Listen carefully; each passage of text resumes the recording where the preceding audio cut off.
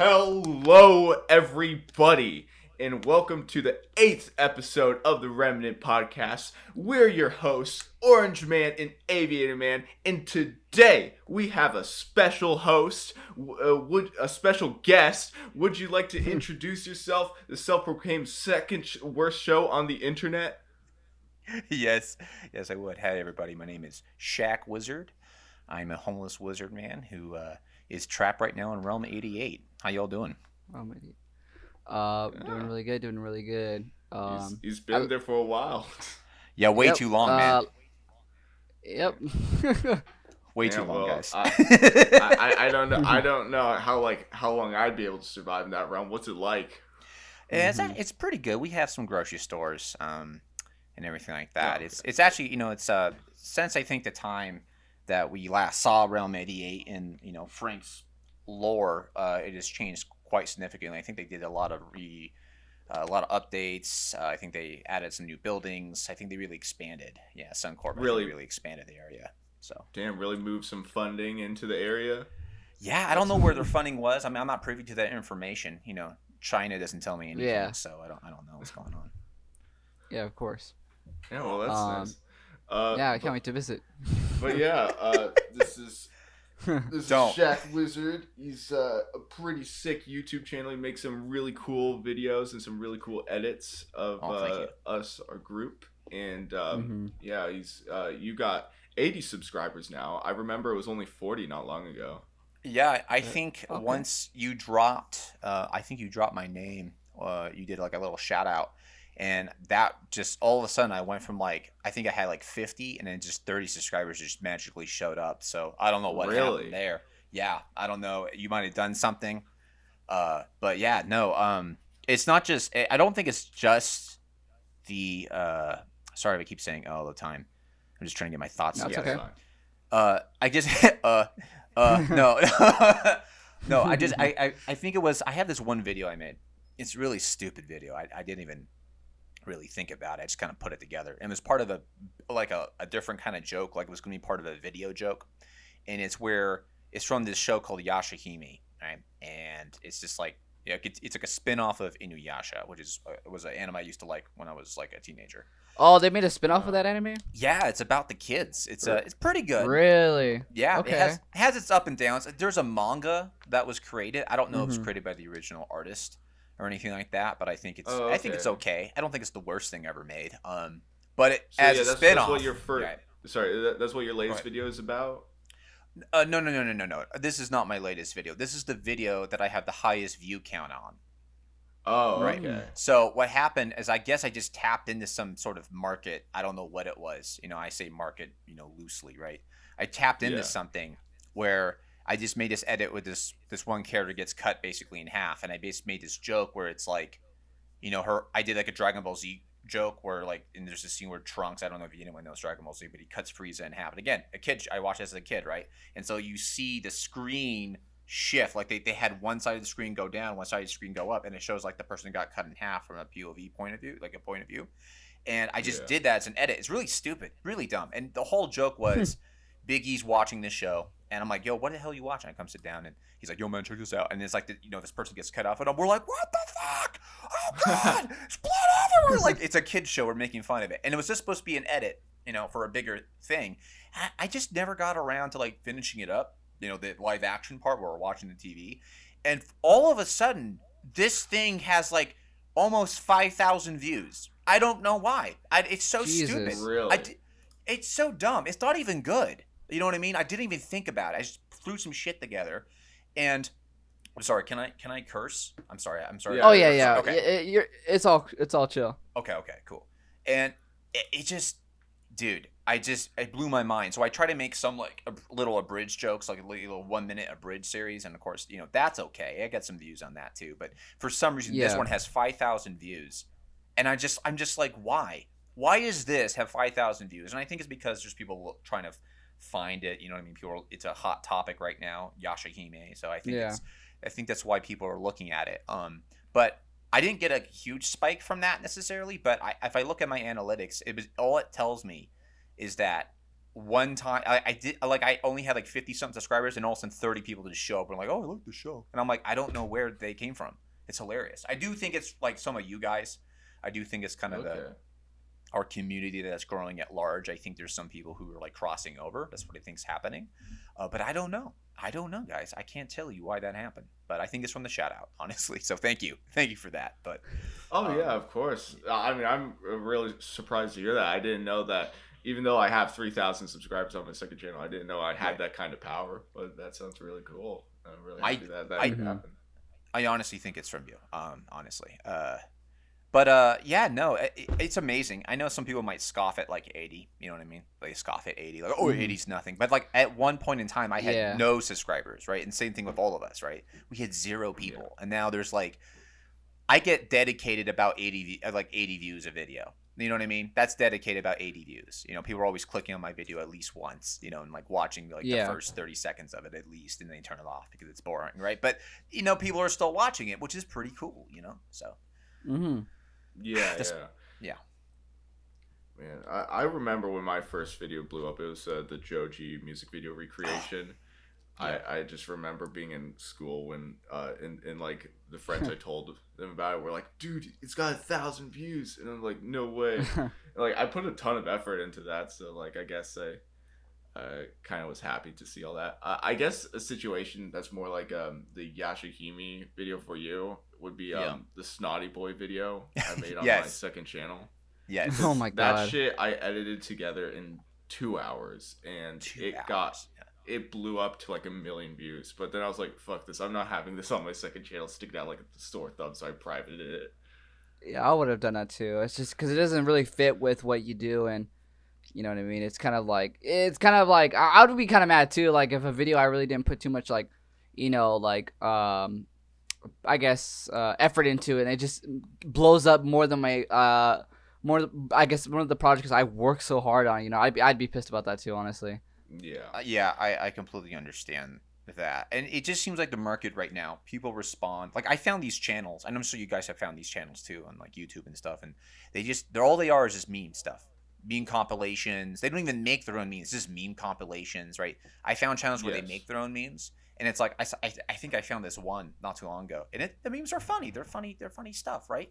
But it's like that's the whole channel, and they like made their channel like, you know, a couple months ago, and they already have like thousands of subscribers, you know, like getting near 10,000. I'm over here like, just why? And so I think, you know, if that's what you want to do, and you know, again, I am not against anyone creating any sort of material. You want to create any material, as long as it's not illegal, right? Then that's fine. You know, do whatever you want. I don't hate on you at all. But it's like, I understand what you guys are saying. You guys, we're making skits, we're making stories, we're doing other stuff, and then you make a meme video, and that blows up, and you're like, what? And so I guess the rule of thumb is, if something blows up, you should follow that, you know, line. You should follow that gold. And the problem is that if you do that, you know, you're just going to end up making memes, and that's not necessarily what I think we're trying to do. And you know, absolutely. If we were just doing this for the views, obviously we would just follow where the line's going. But I don't want to go there either. You know, I'm not trying to make Yashahime videos. You know. We need to find a way to fix that, because right now it's like all about viewer retention or watch minutes, which is making like this low effort but like high retention content float to the top. But we need to find something that actually like rewards creativity and originality. Yeah, I know. Like literally, there's these like, okay, you might have heard of them. It's these Minecraft like lazy YouTube channels. They're called the main one is called Jellybean. They're all the same. Jellybean. They're all the fucking same. Oh my god, like it's Jellybean, and then like her knockoffs are like I don't know, like someone was a furry, or some dude who's just 20 years old trying to fit in with that type of like community, and it's like I'm not a big fan of that stuff because it's very lazy. They just read comments, and they have like their JPEG or PNG character bounce on the screen for a couple seconds, and then that's it. Yeah, and that gets millions of fucking views. Yeah, with like pop-up text and stuff to like keep the viewers' retention for just a couple more milliseconds before they move on to the next colorful image. Yeah, I don't know what's up with the popped-up like subtitles. It's everything now. Like I know like mini trailers. Like I know for Spider-Man, like I was watching like I know Spider-Man like No Way Home. Their trailers were littered with like just fucking subtitles after subtitles after pop-up text after pop-up text. It's like, dude, it's like I don't know, people have become so like I guess they just grow this like low attention span, you know what I mean? Yeah. It's just that's the problem, right? Because the only reason they're doing this is because this type of content is the type that's being rewarded right now. Right. Yeah. And it's just like being all bubbly and colorful on the outside, but really you need to walk on eggshells or else your own audience will eat you alive. It's completely shallow and void of any sort of just I want to say the word merit. It's void of merit. It's void of I don't want to say it's void of talent, because there are some people who make these short videos and they are very talented. They speak fast, they speak clearly. They know how to tap into that market. I'm not against, you know, TikTok videos, even though I kind of despise like the majority of it. You know what I'm saying? Like there's just a lot of crap everywhere you go. Like it's just a lot of pop culture nonsense. You know, girls that are like underage, you know, and they're trying to look cute and they're dancing on there, and you're just like, what are you doing? You know who's watching this? And it's like, yeah, but it's innocent. It's your fault if you're sexualizing it. And you're just like, that's something I'm like, bro. I'm like, dude, obviously we don't see boys doing this. There's a reason boys aren't like, you know, sexualizing themselves either. You know what I mean? Incorrect. I've seen.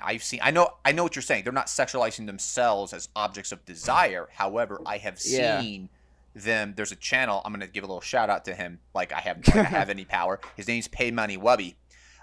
Go check out the stream. Oh yeah, I love him. Okay. He talked about TikTok, and he says it's not just the girls; it's also the boys too. Okay, the boys are being gross too, and he just makes fun of these guys that try to look like Justin Bieber, and they're like humping the ground to like songs of like, I'm gonna get you in the front, I'm gonna get you in the back. He's like, what does that even mean when you're 10? What does that even mean, right? And you're watching this, like even the boys are participating in this. But you're right. I do agree with you on one sense, is that they're not sexualizing themselves as objects of desire, but they're showing sexual like actions. They're trying to like, you know, dance suggestively, or they're trying to lift up their shirt to take off the sweat off their brow. It's really gross. It's like there was recently a TikTok trend where these people like took their underpants off like in front of the camera without like having their pants come off.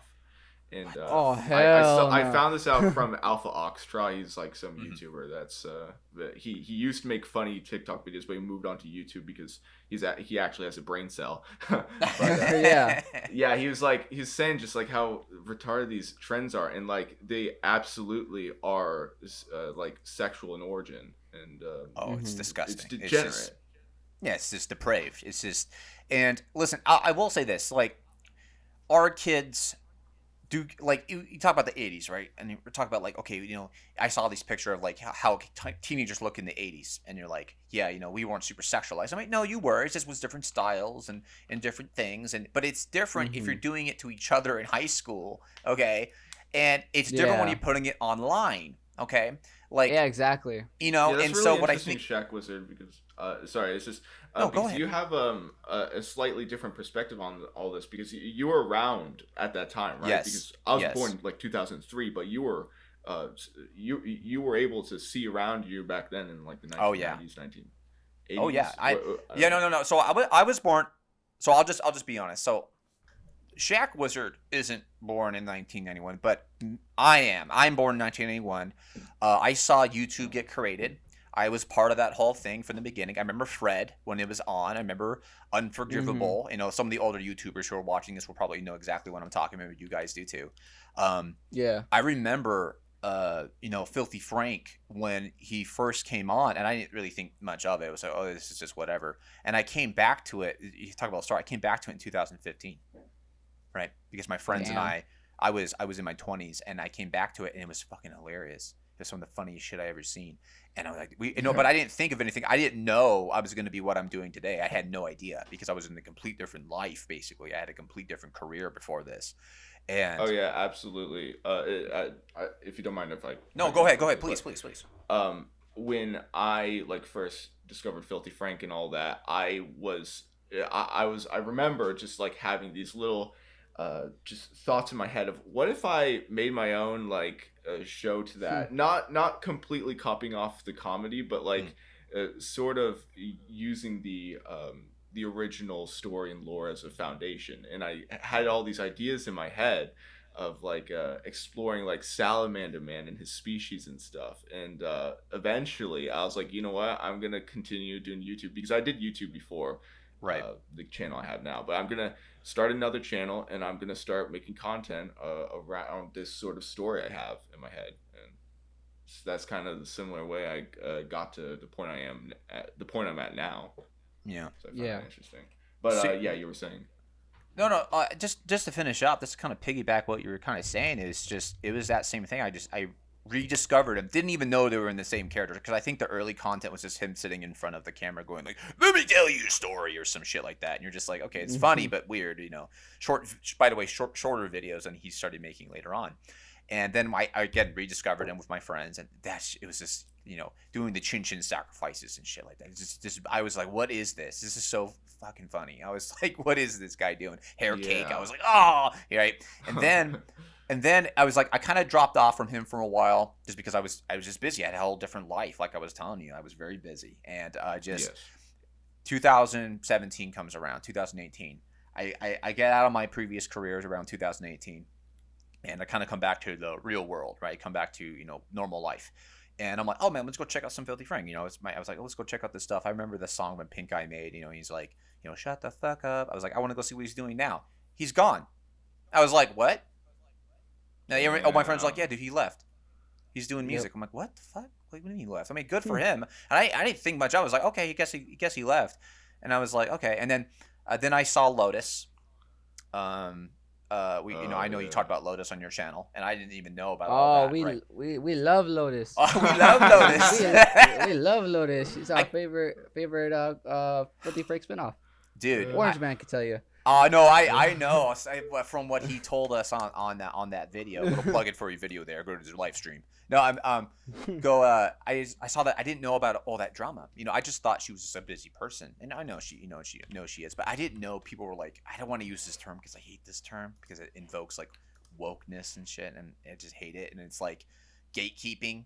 She was gatekeeping, and her fans were gatekeeping too. It was like they thought she was the next Filthy Frank, and I don't want to say dropped off. She just got off YouTube pretty much. She's still on here and there, but she stopped doing the character. I mean, she's still doing it, but she stopped doing the Frank stuff, the Frank-esque stuff. She now just does commentary, which is fine. You know, I have nothing against that. She's matured as a channel. That's fine. Yeah. But I remember when she was like, you know, ordering pizza in the ocean, I thought this shit was hilarious. I was like, this is pretty good. You know, this is up there.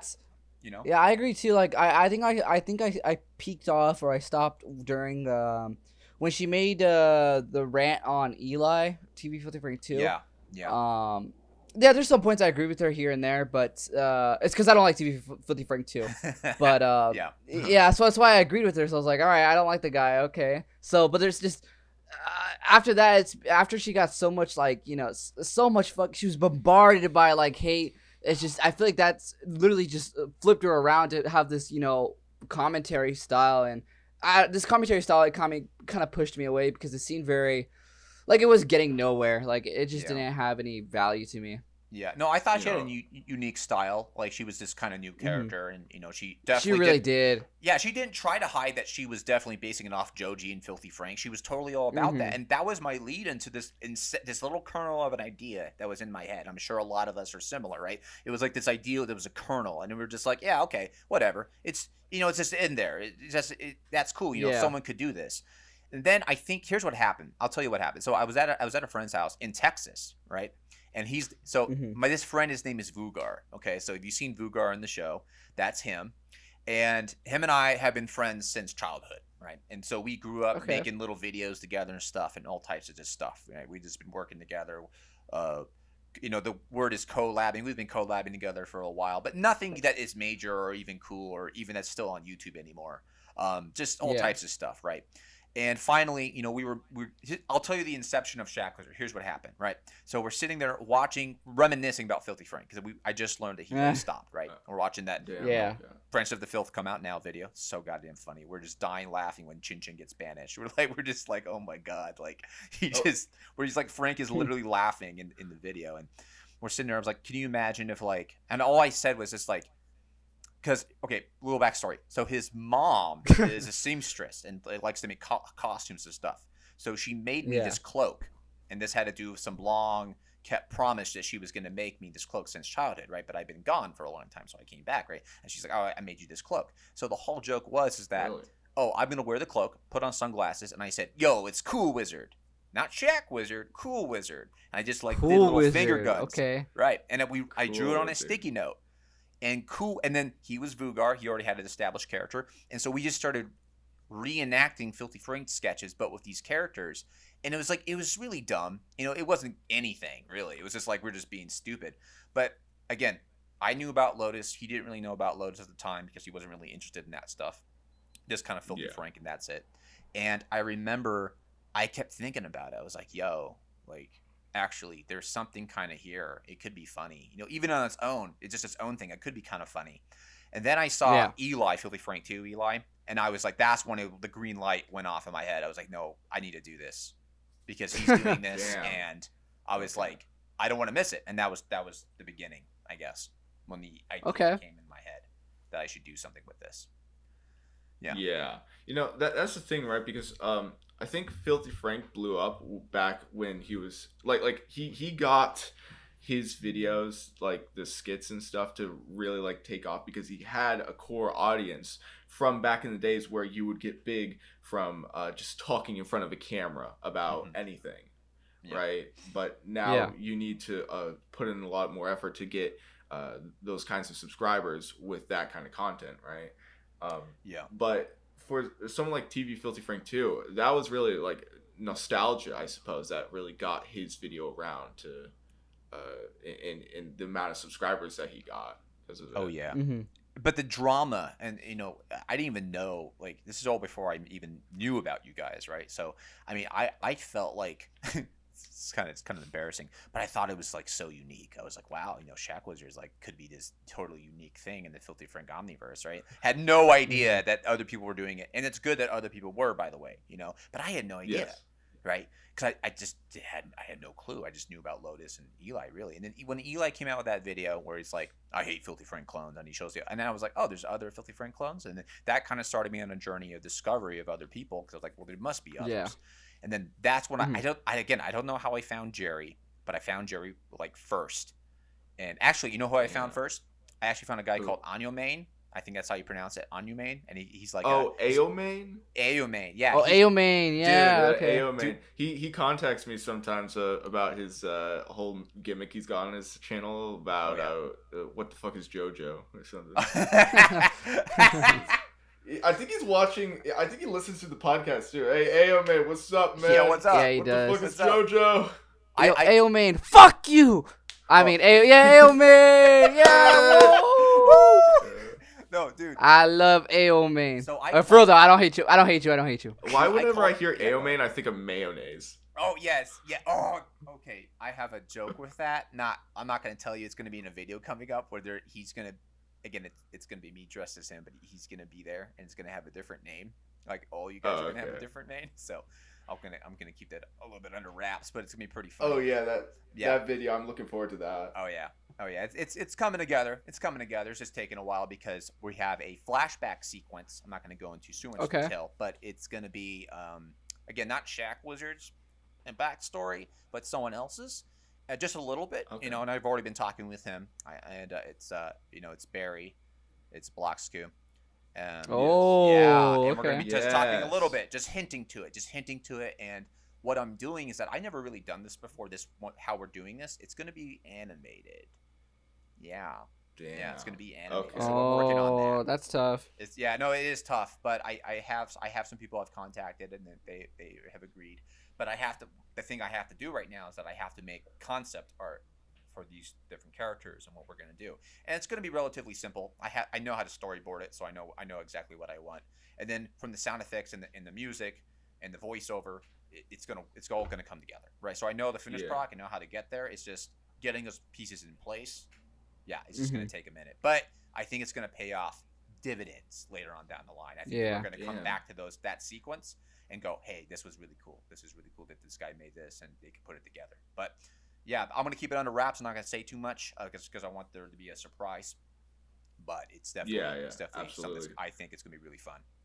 But yeah, that sounds really cool. I'd love to see like an animated thing about the Filthy Frank universe and all that. Oh yeah, it's that because I think, I mean, I don't want to branch off in the animation necessarily, only because I just know how hard that is, especially to make. But I always thought about having an animated, like, series, even a season, or just like a few episodes, or even like a kind of a short feature, like 40-minute feature of just animation, right, of what's going on, because you could do so much with animation, and it looks you really can. Yeah, and then because doing, as you guys know, doing CGI, doing special effects, it's like that's time consuming to make it look good. Absolutely. Oh my goodness. Man. It's something else. But I digress from that. I don't want to get too much into that necessarily. But all I'm just trying to say was like, it's just the thing about Eli, if I can say any sort of criticism, it's not that it was the Filthy Frank stuff. I was actually into it. I thought the nostalgia of it was really cool. And I was like, hey, you know what, this guy, if he wants to do this, I back it. And there's other Frank clones, cool. And then I discovered, when I say discovered, I didn't like discover him. I just found out about MamaMax, and then I learned about Jerry. Jerry was awesome. When I saw Jerry's channel, I was like, this lore is deep. He has a lot of stuff going on. What is this about? And then right after him, I found Orange Man. I found you, and then right after on the Discord, I found Aviator Man. I was like, holy crap, what is all this? And man, I tried to do a deep dive into Aviator Man stuff too, because I was just trying to understand what's going on. What have you guys done? Aviator Man got me like in a call one time, and he just showed me like the entire because I was like Orange Man, before I start uploading shit, you're gonna watch everything on my fucking channel. Honestly, it was enjoyable. I mean, there's some moments where I was like, but I liked it mostly. Void? It's because I always say like the beginning stuff's always cringy because it's like more of like, I was really political back then. Now I feel like I've reached a point where I know how to make content now. I know how to write characters. I know to legit write a fucking script. Back then it was just we winged it. So yeah. But no, there were some good scenes. I remember when you did the collab with who were those guys that dressed as like Woody and Buzz and stuff, like those okay, so that's okay. Yeah, that's Frankie's old Okay. He had this old thing called Cringeverse way back then, like before like he collabed with my channel. So like he created this like it was like a mini series called the Cringeverse, and he doesn't really talk about it too much because it's not very good. And I'll state it there. I'm pretty confident in that. He agrees too. His Cringeverse videos, they weren't that great. And I was kind of hesitant as well to like collab with them because I didn't think they were that great. But I was like, you know what? Fuck it. I'll make a collab. I think I know how to write it. So me and my friend Matt Void, we were like, all right, we're gonna collab with these guys. We're gonna make this banger fucking like video, and we did. I think both of them were really good, and I was kind of like surprised that it turned out really good because I think this was during the time when YouTube was making fun of like people who dressed up as like Spider-Man and Elsa and all that shit. So I'm really glad we surpassed that like kind of hate against that idea. You know what I mean? You had there were some good one-liners in there, man. I mean, and my credit to everybody who did that collab. My credit to everybody. You know what I'm saying? But Void, your friend who plays Void, that guy is really freaking funny. And so one of my favorite parts, when he walks to the camera, and the guy's like the liberal, right? Because I know you were like political, but I found it really funny. Yeah. He's like the liberal, he just shoots the guy. And he's like, well, that was fucking easy. And I actually had to pause it, and I was laughing. I was like, oh man, that got me. Yeah. And then the part where Deadpool comes over and picks you up, where Deadpool comes over and picks you up, and he's like, oh, hey, knock off Filthy Frank. And I was like, ha ha. Yes. And so I just want to give my compliment and just want to talk about that because that was one of my favorite videos. I was like, really impressed with that, even though it was like shitty a little bit, but that was part of the aesthetic. Yeah. People have to understand. The purpose was to be shitty. So it's not like we were purposely making it like, this is gonna be a film. This is more of just it's what Filthy Frank would have done, So absolutely, absolutely, of course. Yeah, man. I really like that one part where he like threw you two off like a hill, and you like literally got roughed up because of that. Mm-hmm. That definitely isn't the rough up. I don't want to spoil too much for the upcoming film Void 2. I have never been so fucking bruised in my life, and like damn. Okay. Yeah, Void 2, I've literally thrown myself and like got myself kicked and like semi punched here and there for Void 2 like several fucking times, bro. Like stuff we did for all we've done like doesn't come to close to what we've done in Void 2. But yeah, like we still like to try to do our own stunts and stuff like that. I think it's always good to do, but of course I don't obviously don't push people to do it if they don't want to, but I always try to get myself hurt to show like, hey, you know, I'm fine. It's, you know, it's okay to do like stunts and stuff like that. So yeah. I always try to encourage. Rocka, right? You're not gonna break your leg, you know. Yeah. Well, yeah. The idea. Well, we were huge. Me and Void, we were huge Rocka fans. During the Cringeverse era, we were like, dude, what if we like threw ourselves off that hill? You guys gonna do like a skater gang of that one guy who like he'd literally skate down like escalators and stuff and would break his teeth. Yeah, we probably wouldn't shy away from doing stuff like that if we presented the opportunity to.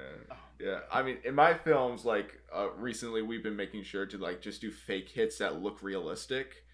But there is this one thing that made it into the first episode of Franciscus, where I literally like, am like, okay, we're acting out a fight, and I gotta hit the guy, and it doesn't compute to me that I'm supposed to fake hit him. So I literally just punch him in the face for real.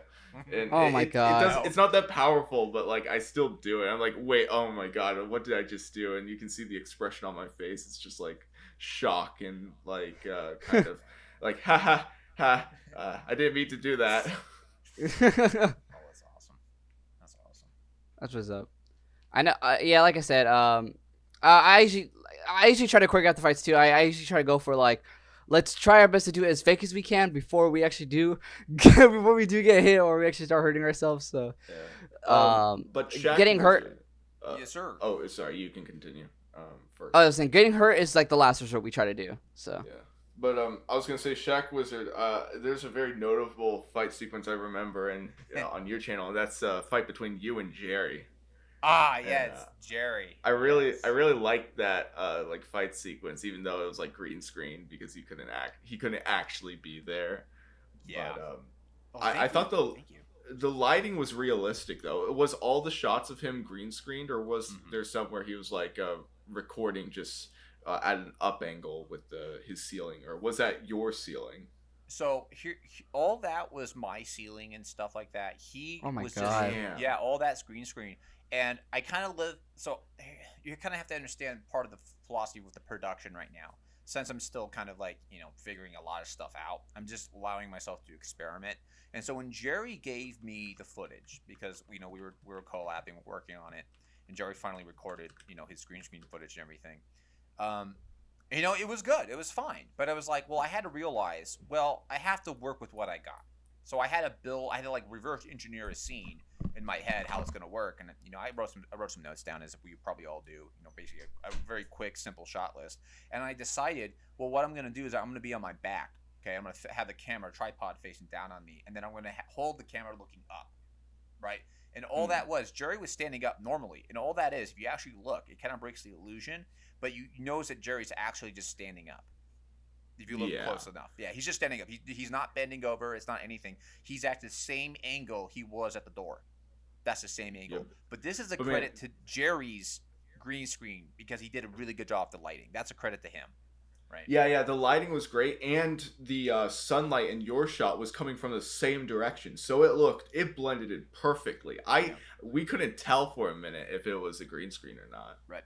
If you actually look closely too, you can actually. I really appreciate you saying that, by the way. But if you actually look closely, you can also see that I'm grabbing. I showed this at the end of my video. I'm grabbing my own neck with this green jacket. It looks a little wonky, but if you focus in, obviously you can't. It kind of blend in. So that's pretty good. But it definitely is. Yeah, it's all this green screen. I'm not gonna say that it was all luck, but I did luck out a lot with what Jerry did, and I have that window right there, and so like you said, the light was coming in and hit it from the same side. And it looked good. It looked like it belonged there. And But I did luck out though. If he shot it from any other angle, I would have had to redesign the whole scene. But Definitely. yeah, no, it was good. That's a credit to him though. He really did a good job with that green screen. Yeah, I really like that collab between you two, and I think your other videos are pretty sick as well. I like the, for instance, I'm trying to like segue. I really like the Oracle, like Peacelord design you got there with the mask and all that. Oh, so I'm gonna spoil this. So I was inspired by a mask from a mascot of an album, or basically a band called, I think it's called Symphony X or Symphony 10. I'm not sure how you pronounce it, okay, or how people say it, but they're basically just kind of like metal group, rock group, and they play these really epic kind of like, you know, like almost like rock symphonies. Basically, they play these huge rock stuff, but they have this mascot for their album covers who's like this hooded woman, feminine figure with a very interesting mask, and there's another one, and so I very much based the Oracle off of that almost completely. It is a little different just because, you know, copyright and everything, but it's definitely a nod to that. Sorry, someone just drove by really fast. It might show up on the audio. But I'll just say it's definitely a nod to the mascot. It's definitely a nod to their design. And of course, you know, I named it the Oracle because when I saw it, I just was like, no, this is an Oracle. This is definitely what this is. You know, I just see that, I understand it, and that's what I love the asymmetric design. I think one of you guys mentioned that to me. I think it was you, Orange. You said, "Oh, I like how it is asymmetrical. It's not super just perfect. It looks a little different." And I was like, "Absolutely." And yeah, that's what I used. Yeah, man. I think it's yeah, I thought it was like really original and stuff, and I haven't really seen anyone like use the whole masks yet, besides me, because I have my characters. I like picked up the character Yadran, as well as made some new characters with him and stuff. And we're gonna see some other characters with the masks too, but I thought that was cool. We're gonna have to definitely talk at some point, because I'm just gonna be honest, I'm designing some Peacelords right now, and I guess I am. They're showing up in what I was talking about earlier with some stuff with Barry. So I'm not gonna, again, I don't want to give it too much away, but I'm designing some characters, and I also want them to matter. I just don't want them to be like thrown away Peacelords. I want them to actually show up later on in the show, because that's also part of my philosophy. I'm trying to connect almost everything, right? And so if I make a character, I want it to matter at some level, not just be like, oh, who was that? That's weird. Bye. And you know, it's like, oh, you made this cool looking character, and it's just a costume for one time. And like, I think about how much work and effort has to go into that, and then you just like leave it, you know, nothing comes from it, and it's like, well, that kind of stupid, right? So for instance, that's why I have so many different dolphin assassins trying to come kill me. You know, it's like I just reused the dolphin mask and just different versions of it. You know. But that's what I'm just trying to do. I just don't want to have throwaway characters, you know, so much. Although there are throwaway characters like Dolphin Pierre. Again, never said his name in the lore. Never said his name. But Dolphin Pierre, Dolphinator, he's the big dolphin. Then you got Hillbilly Dolphin. And then you got Jazzy Dolphin or whatever, Saxy Dolphin, whatever his name is. And then you got more, right? And it's like, yeah, they're throwaway characters. You know, they don't have a huge advanced backstories per se, but, you know, I just try to reuse and create a theme that way. You know what I'm saying? I'm sure everybody does this. Yeah. I'm not unique to this. I'm sure everybody does this, you know. But I'm designing characters too, so. Is there like a dolphin lord or like a dolphin queen or something that's like sending all the dolphins after you? Absolutely. And it's I'm not going to get into it because it's going to be an episode, why this is happening, and it's pretty funny. It's very petty. It's very personal. To why they're trying to stop Shaq and his quest. I appreciate you guys being flexible, by the way. Maybe that's fine. Yeah, no problem. Keep that in the podcast, you know, because you guys are doing a lot of work. This is a lot of work to keep this going, you know.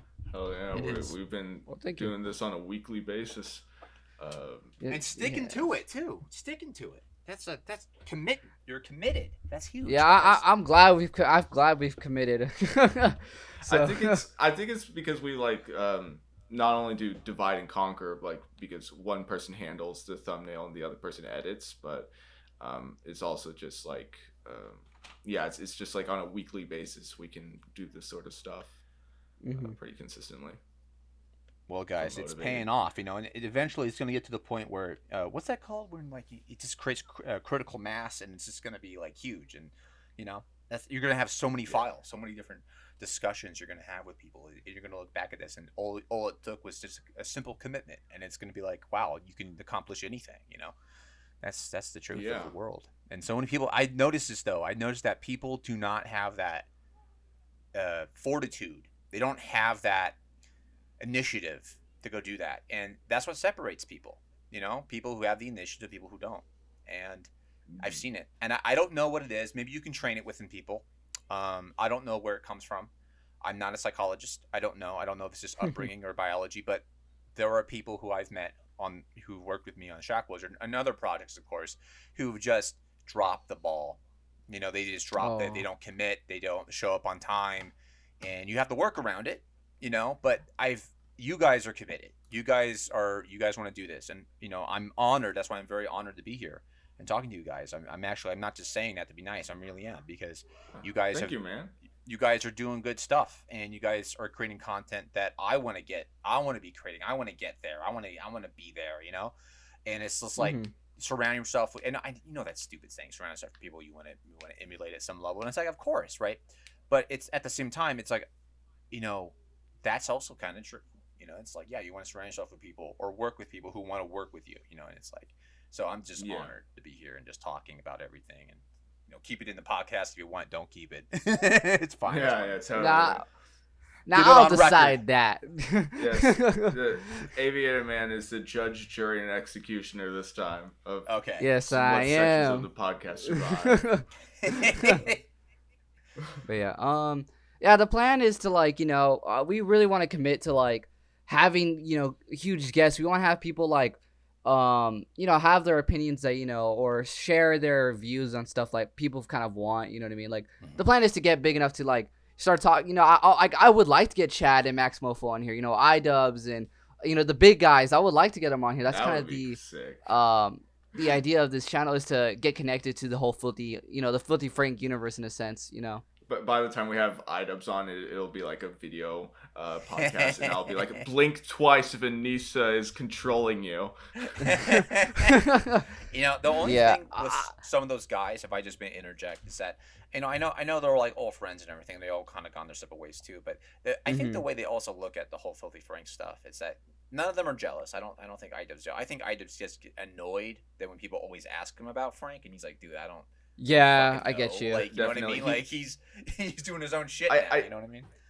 There was this one case where I believe, actually, I'm not going to bring it up, but I understand what they mean to an extent about being annoyed, because there's definitely two extremes, and one side, they probably would experience that more often, so they'd be annoyed by it. Yeah. Oh yeah. I know with what is it? It's with, I'm not sure if I'm gonna bring up the point you were about to talk about, Orange Man, but I know it's with Wheelz. I'm not sure if that was a good point you were gonna bring up or not. No, but, no, it wasn't. Okay. Yeah, I know this. I know we recently got it was last year, huh? We got into Wheelz's voice chat, and he was such a sweet guy, man. Really, really nice guy. And for a while, everybody was trying to avoid, talking. Was trying to break the ice. You know what I mean? Everyone was trying to avoid the big elephant in the room about Wheelz being connected to Filthy Frank. And and I remember being in this chat, and then Orange Man comes into the voice chat. He's like, hey Wheelz, I really loved you in Filthy Frank's video. Everybody's like, oh! I just realized that now. Is that really what happened? that happened because everybody was avoiding the Filthy Frank talk with Wheelz, and we kept it as a neutral talk, and everything was going well. And then you stepped into the voice chat. you stepped into the voice chat. And you had to break the ice. You're like, oh Wheelz, I really loved you, Filthy Frank's Pimp My Wheelchair. And everybody's like, oh, there it is. There it is. Oh my god. There it is. But there's two philosophies you can look at it, right? If you're on the receiving end of that, right, there's two philosophies. You could either handle it with you could be kind of bitter about it, or you could just totally embrace it and just be like, no, absolutely, George did some amazing stuff, and you could talk about it from a very first-hand experience, right? But I do understand, I do get it. We're like, oh, I'm just annoyed to hear about it all the goddamn time, it's But at the same time, it's like that's not your fault. You know what I mean? I know you're always trying to be polite and courteous and professional, but at the end of the day, it's like they know why you're talking to them. They know, right? And to scoot around that is kind of silly to me. To scoot around that, but Yeah, I I understand get you. you need to have what's called tact. You know what I mean? You need to have tact, and you need to say it at certain times and be polite about it. But at the end of the day, they know what's up. You know, they should. If they're not, then maybe you shouldn't be talking to them. You know, like and then I just freaking kick down the door like, "Hey, Wheelz!"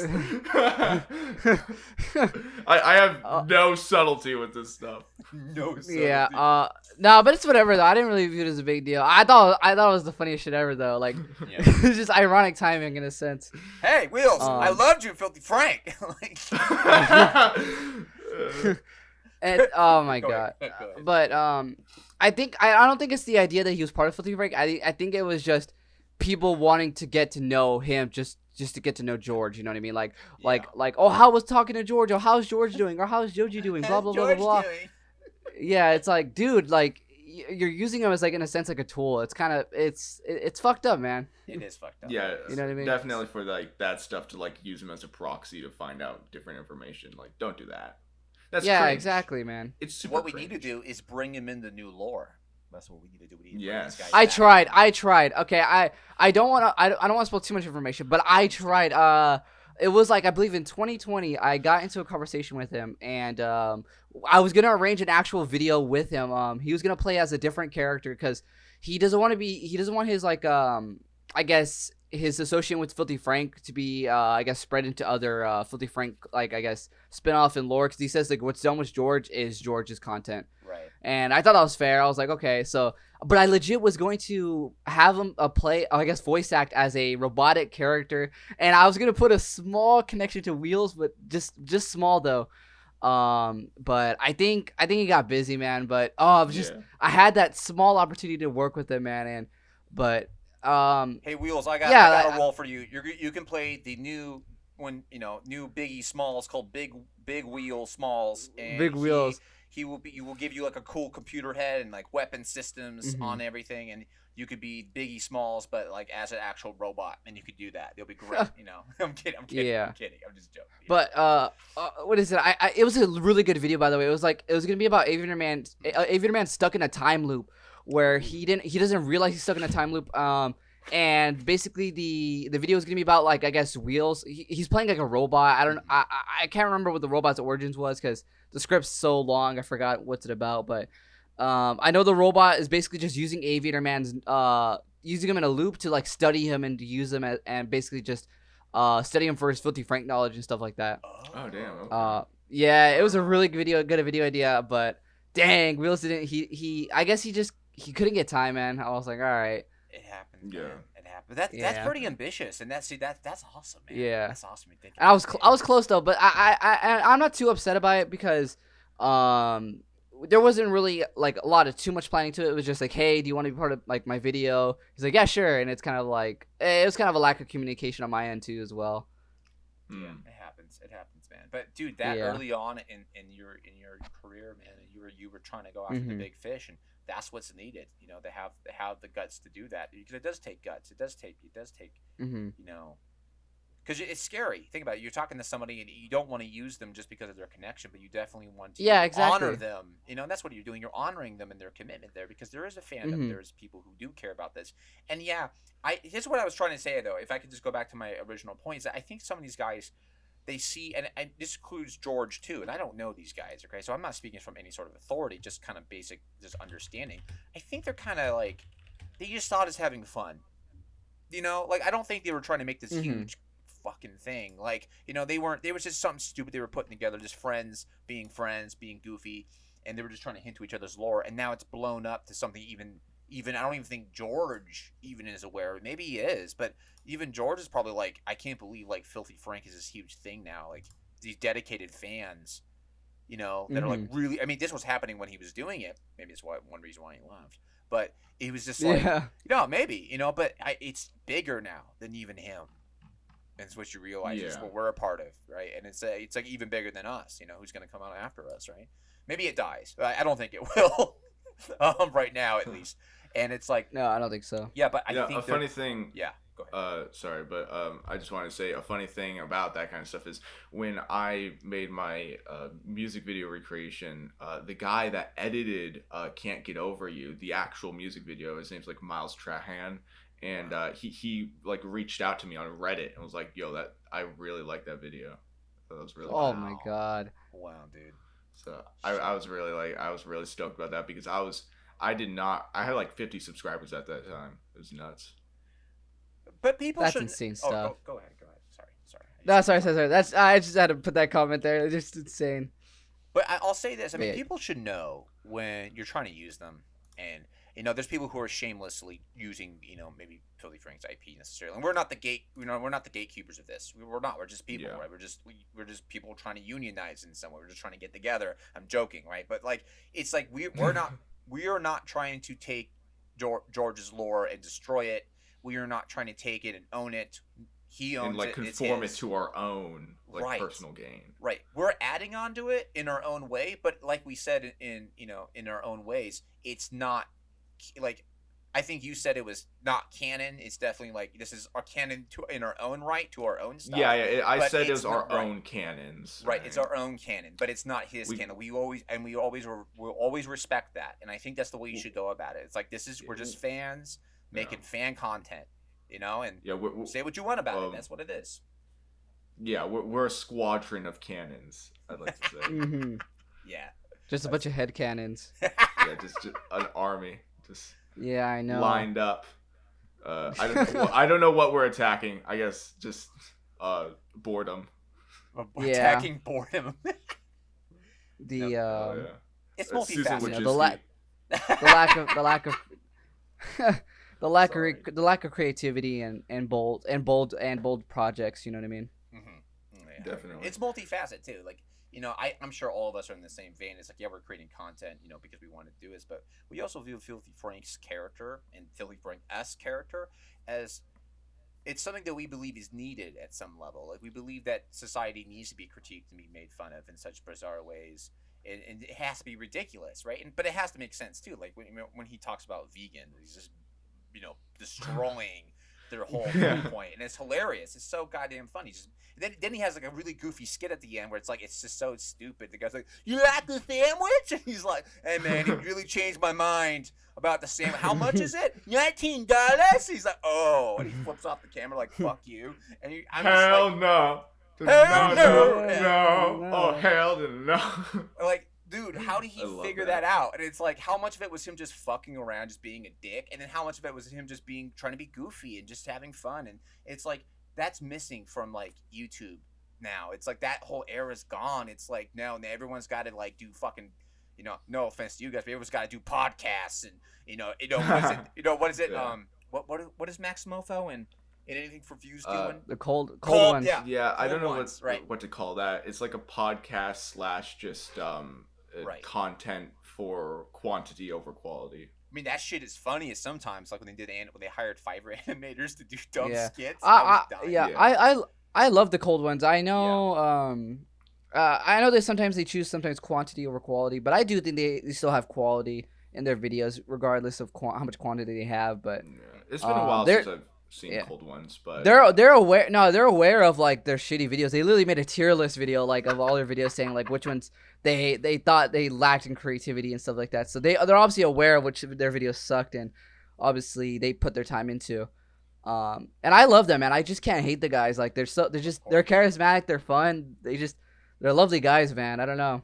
They do stand on their own. Like I know everyone like sees them because of Frank, and everything. That George, I should just say his real name, right? George or Joji, which one you want to do it, right? But it's like there's a human being behind that persona. There's a person with hopes and dreams, and like he said in the show, like we're doing this for work now. I have house payments and shit, and it's like you look at that time when they were just being kids with freedom, and they were making this free content, right? And like we have to understand that our shit's not going to last forever too. Like we're going to move on with our lives, right? And so we're using this as both a learning tool to learn how to do videography and film and experiment and be free. But that's what YouTube was originally about in its inception. And personally, if I just could be truly frank with you, and I'm sure a lot of people feel the same way, I feel like YouTube has lost its identity because it sold itself to like, it's trying to make money, and I can't blame them for it. They obviously want to make money, but they definitely like have screwed the pooch in a lot of ways. Like when they started allowing like people like Jimmy and Kimmel and their Fox companies, 21st Century Fox, Universal. What the hell are you doing? Like, this is not for them. Like, that's all us. The trending pages now. Just a bunch of news outlets, just Jimmy Fallon or Saturday Night Live. And they're making a killing, right? They don't even need the revenue. And you still put the fucking what do you call not trailers, commercials on their goddamn videos. Of course why would they, right? It's just shameless shit now. And I remember when YouTube was completely different, and I'm sure you guys do too, but I even remember before Frank what it was like. And it was the Wild West, man.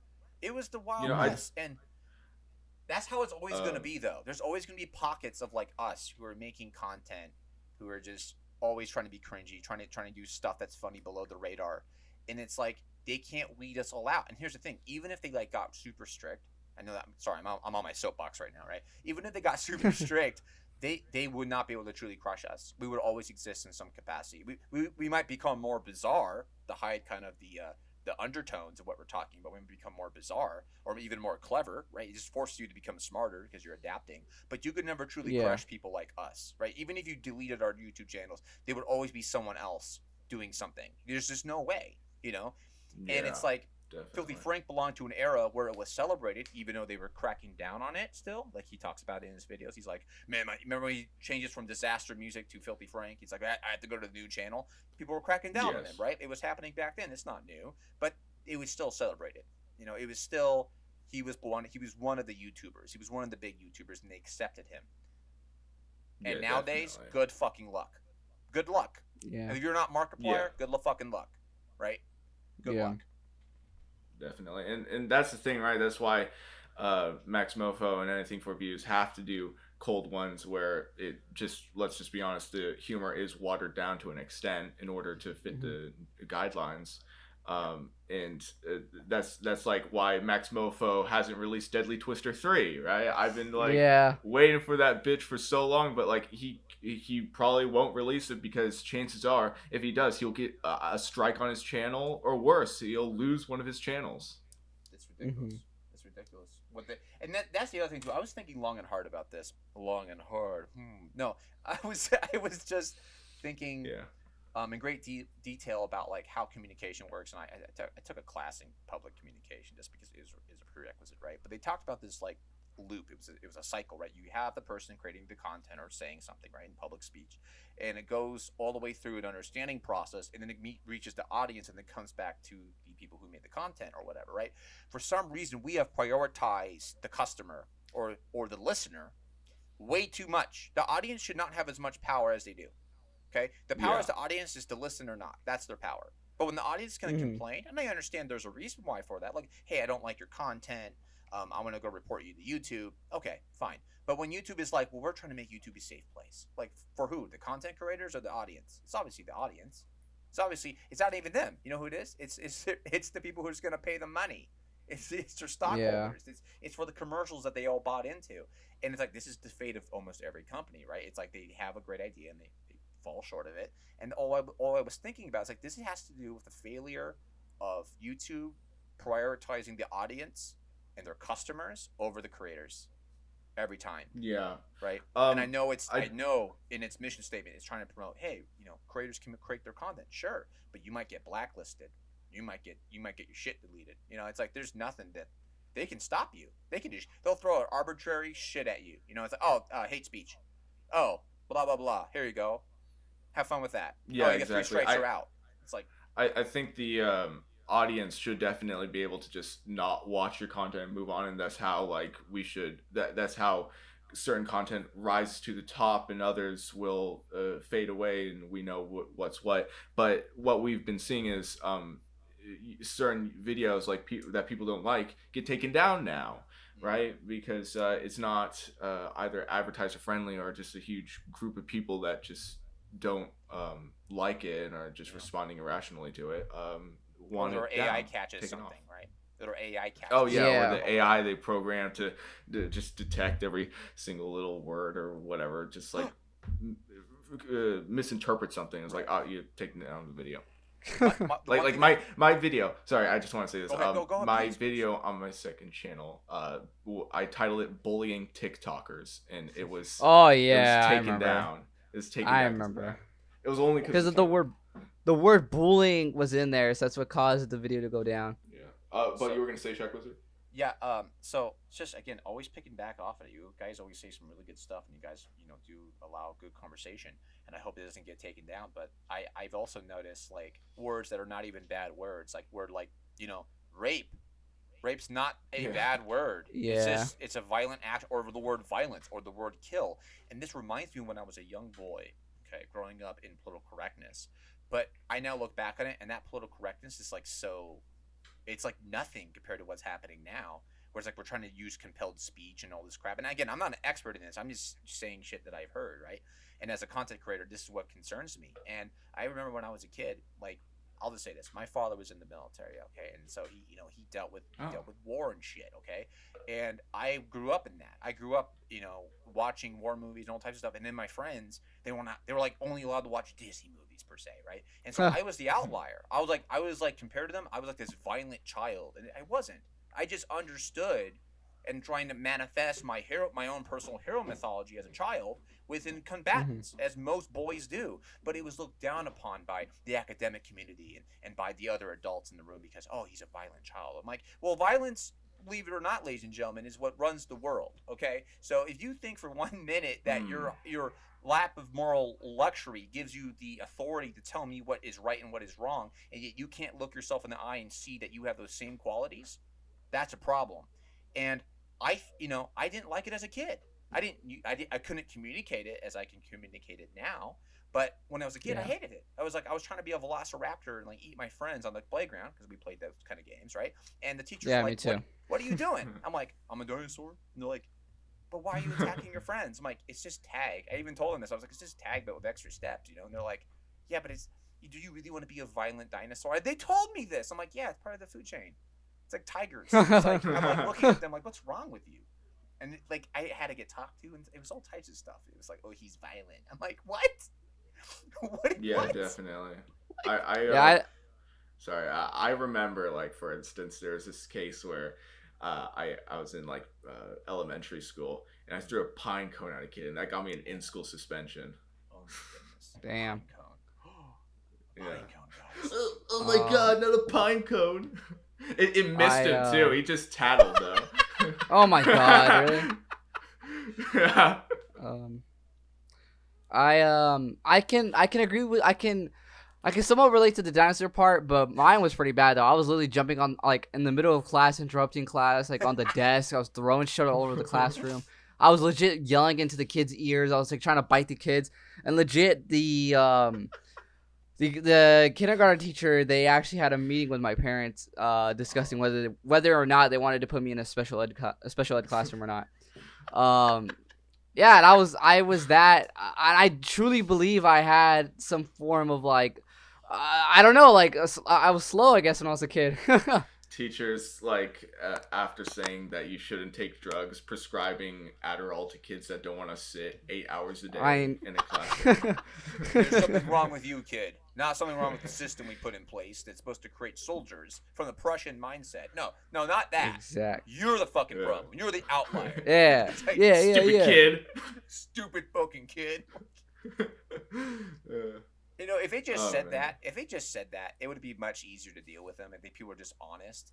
Not all the time, but more honest. If they could just be like, yeah, we think your child's slow. Like, if they could just say that instead of saying, we think your child be appropriate for special education. It's like, you think my child's retarded? Just say retarded. Yeah, that's a bad word. To who? It's like...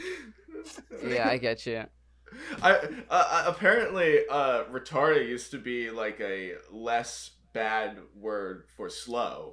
Like when that was slow was thing. Which is why we got gems such as like some politician running for like retarded children or something, like supporting retarded children. It said that in the side or something.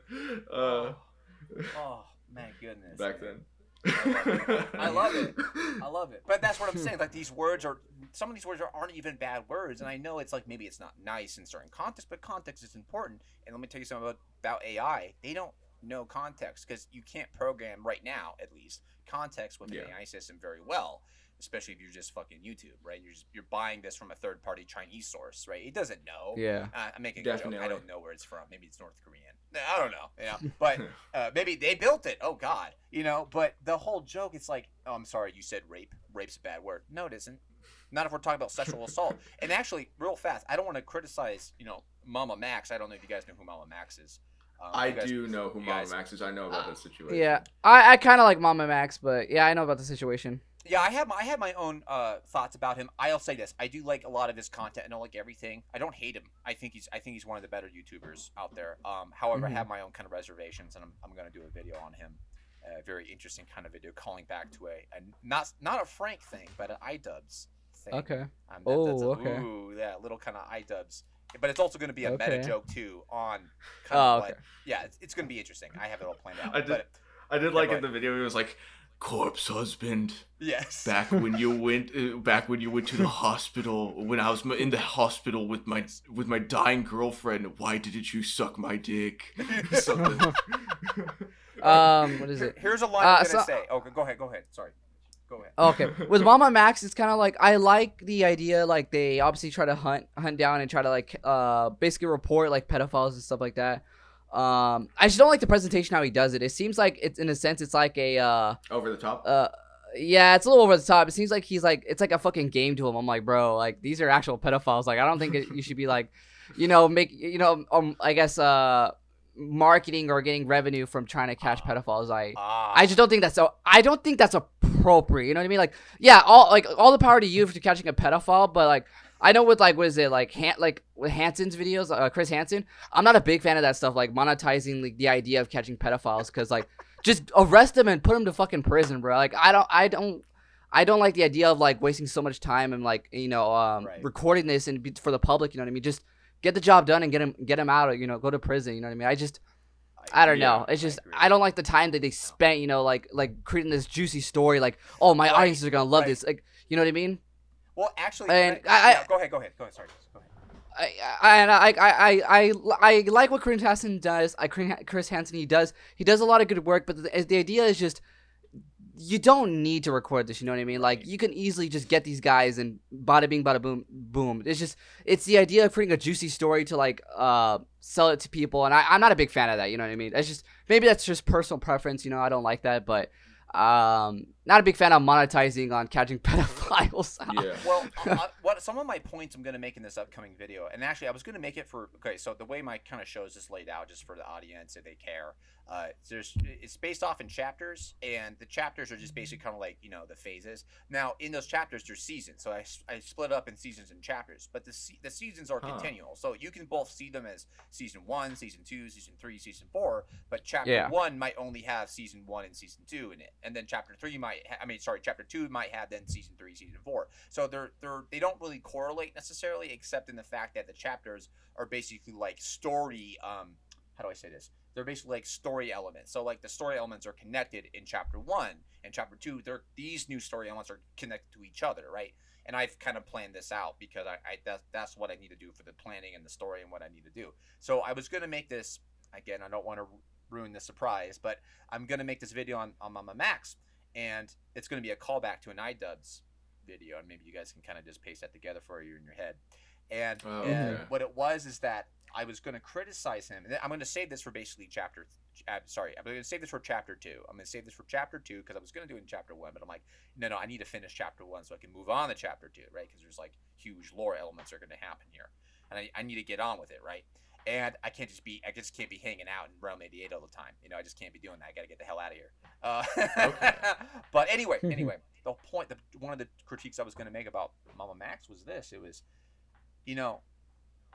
what is the actual impact of what you're doing?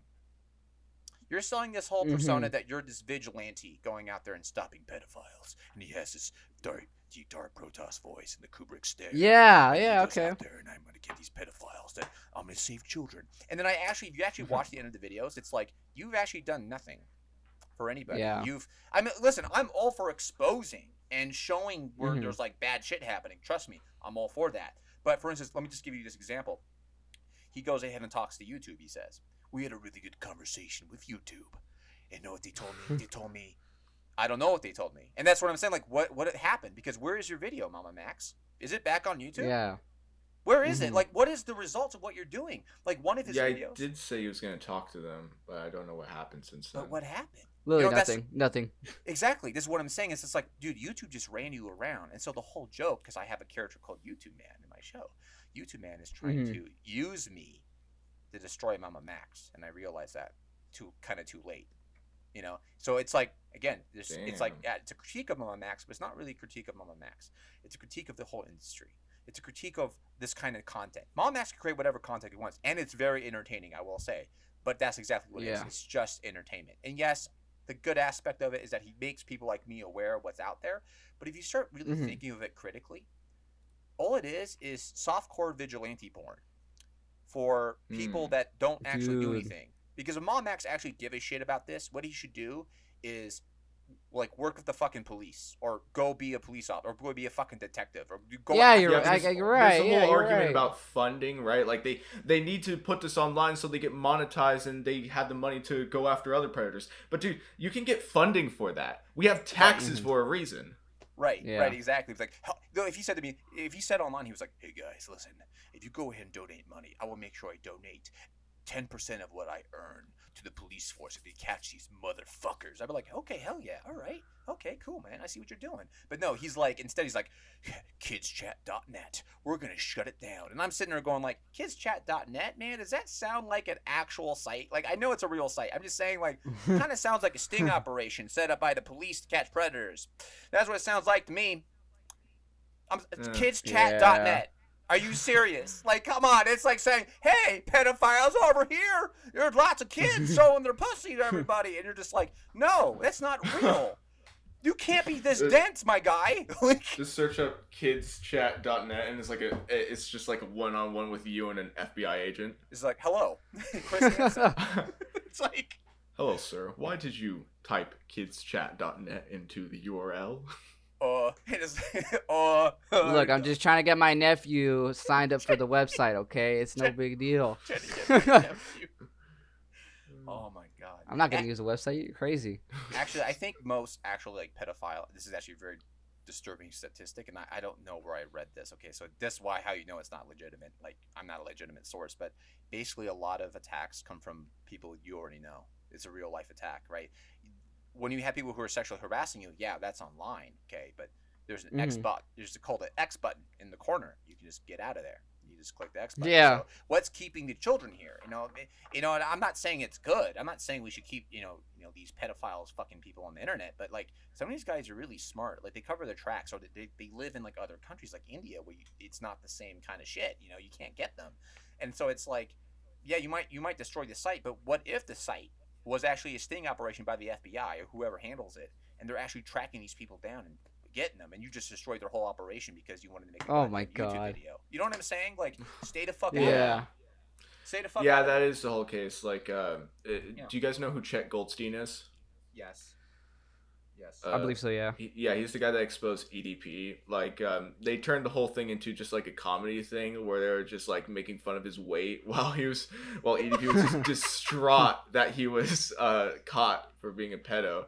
Yeah. They're just like, yeah, you fucking fat ass, fucking dumbass. But like, I mean that, like, hearing that is funny. But like, that guy's an actual like predator. You should be thrown away in jail and get rid of the key. But I don't think that's the case anymore, because I don't know why. I think there should be something to do with like, because people do just like record people admitting to be pedophiles, so there should be like some legislation for that. But as it is right now, it seems like whatever Chet Goldstein did with that video, it's not evidence that could be used in court. Damn. To prove that EDP's a pedo, so he can't go to jail for now, which is a shame, because he can do some damage. Right. No, I hear what you're saying, and so obviously the proper channels have to deal with this. But this is where the line gets blurred, right? And I don't want to waste too much time on this. I'm so sorry, guys. I know you're okay. Here, oh, that's fine. The whole idea is that, like, YouTubers have power, and I'm like, well, don't forget, we're really just here to entertain people and really entertain ourselves. Is what we're really doing. Yeah. Okay? And maybe if you're lucky, and I do mean that, if you're lucky, you have talent, but you're lucky, and you meet the right trends, you make the right content, and maybe you can make a career out of it. But I'm gonna be honest with you. Like people like Markiplier, and I have my own mindset about Markiplier. I like him, but at the same time, I also feel like he kind of sold out a lot. But now he's doing something he wants to do, and I can't hate him for that. He chose to make his bed and sleep in it, and I don't hate him for it. He's an entertainer though. But if Markiplier ever said to me, "Hey, I'm gonna hunt down some pedophiles," I'm like, "Shut the fuck up! You are not gonna do shit, okay?" Like, hey guys, it's me, Markiplier. Today we're going to find some fucking pedophiles and kill them. Let's go. Actually, that could be a First, I need a glass of milk. Glass of milk, Ethan. Oh, Ethan's like, Mark, let me suck your dick, Mark. No. Oh, hell no. Let me do the FNAF TikTok dance first. Okay, we're ready. Let's go catch some fucking pedophiles. Actually, I would watch that. Actually, correction. I would watch that now. If Markiplier's like, "Hey guys, it's me, Markiplier, and we're gonna play Let's Play Russian Roulette," and you're like, "Oh no, Mark, don't do this." Hey, we got a bunch of fucking pedophiles. Oh my god. We got 6 pedophiles, and there are 6 bullets in this chamber. Let's start. Oh, also, I don't mean to track back, but I think who's the people that caught EDP again? What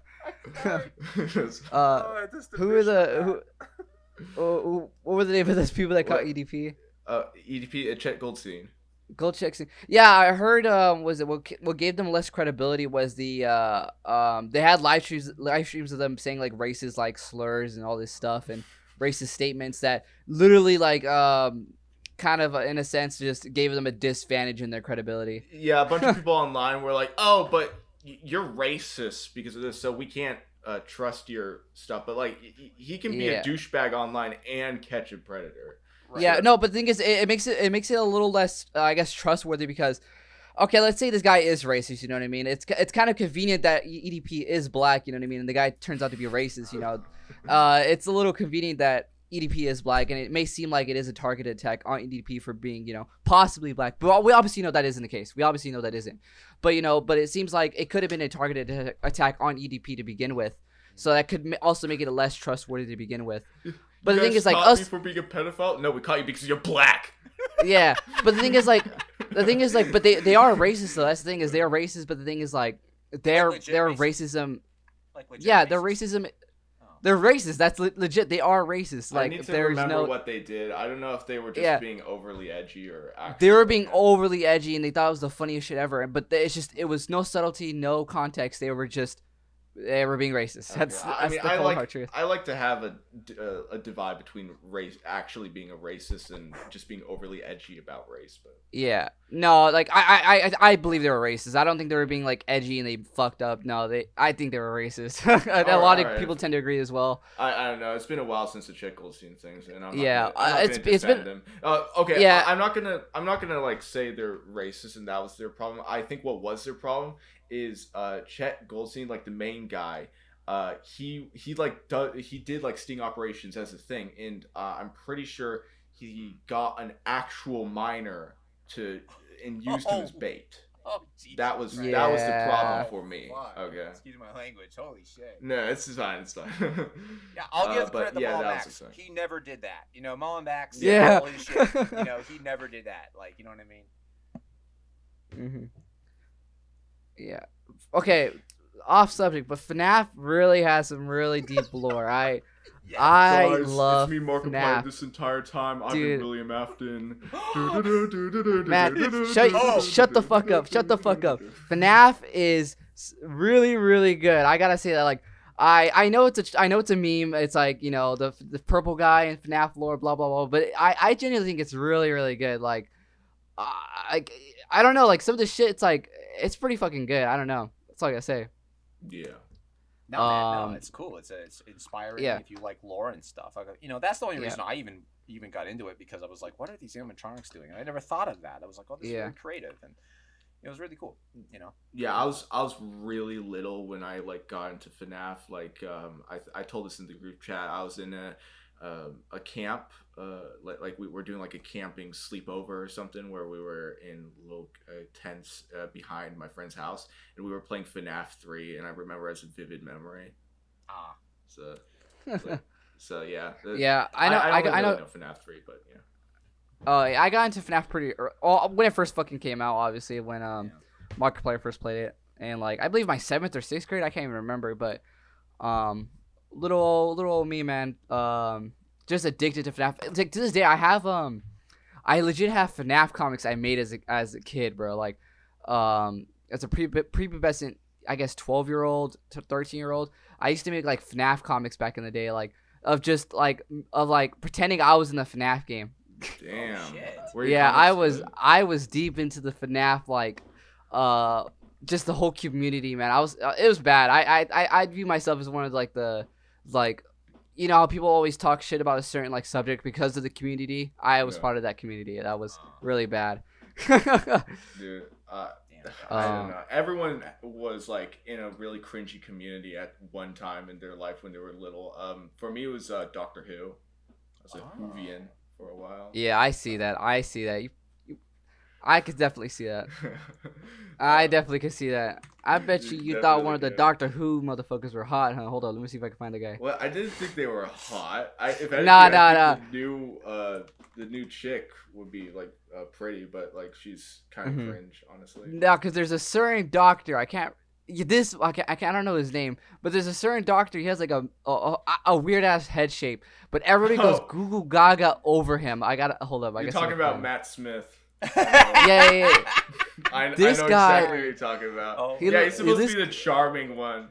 Dude, he is one of the ugliest motherfuckers. I don't mean to be bullying people, but this guy is so ugly. I don't understand the whole appeal of you Doctor Who fans on this guy. Like, dude, explain to me that, Orange Man. Explain to me that. He's gonna be in Morbius. He's gonna be in the new movie. I'm actually really hyped to see it. No, he's the reason why I don't want to watch Morbius, because he's Fuck you! I'm right. Is this the new Barry Dr. Pepper? Matt Smith, fucking Morbius. Yes. Oh my god. Oh my lord. Matt Smith is one of the ugliest motherfuckers, and I wish he dies in Morbius. I hope he dies in Morbius. I think Matt Smith is cool, but my favorite Doctor Who was definitely David Tennant. Let me see. Let me look him up. Yeah, man. I don't know any of the fucking Doctor Who. Yeah, he was like the 10th Doctor or something. There's like a reincarnation thing. Shaq Wizard, do you know anything about Doctor Who? Absolutely, man. I even watched the older stuff, right? The stuff that came out before everything got really big. Yeah, man. Yeah, I tried watching that stuff. It's hard, but you got to honor the roots sometimes. You got to go back and see what they were doing, because obviously the people who do it, the more modern show, obviously had to go back and understand what they were trying to do. And it's like you gotta pay your respects if you're really into it. No, but I understand it's definitely very hard to watch if you're into the newer stuff, and it's like, oh man, it's just. But no, Doctor Who's interesting. My favorite episode, I'm sure a lot of people's are, is.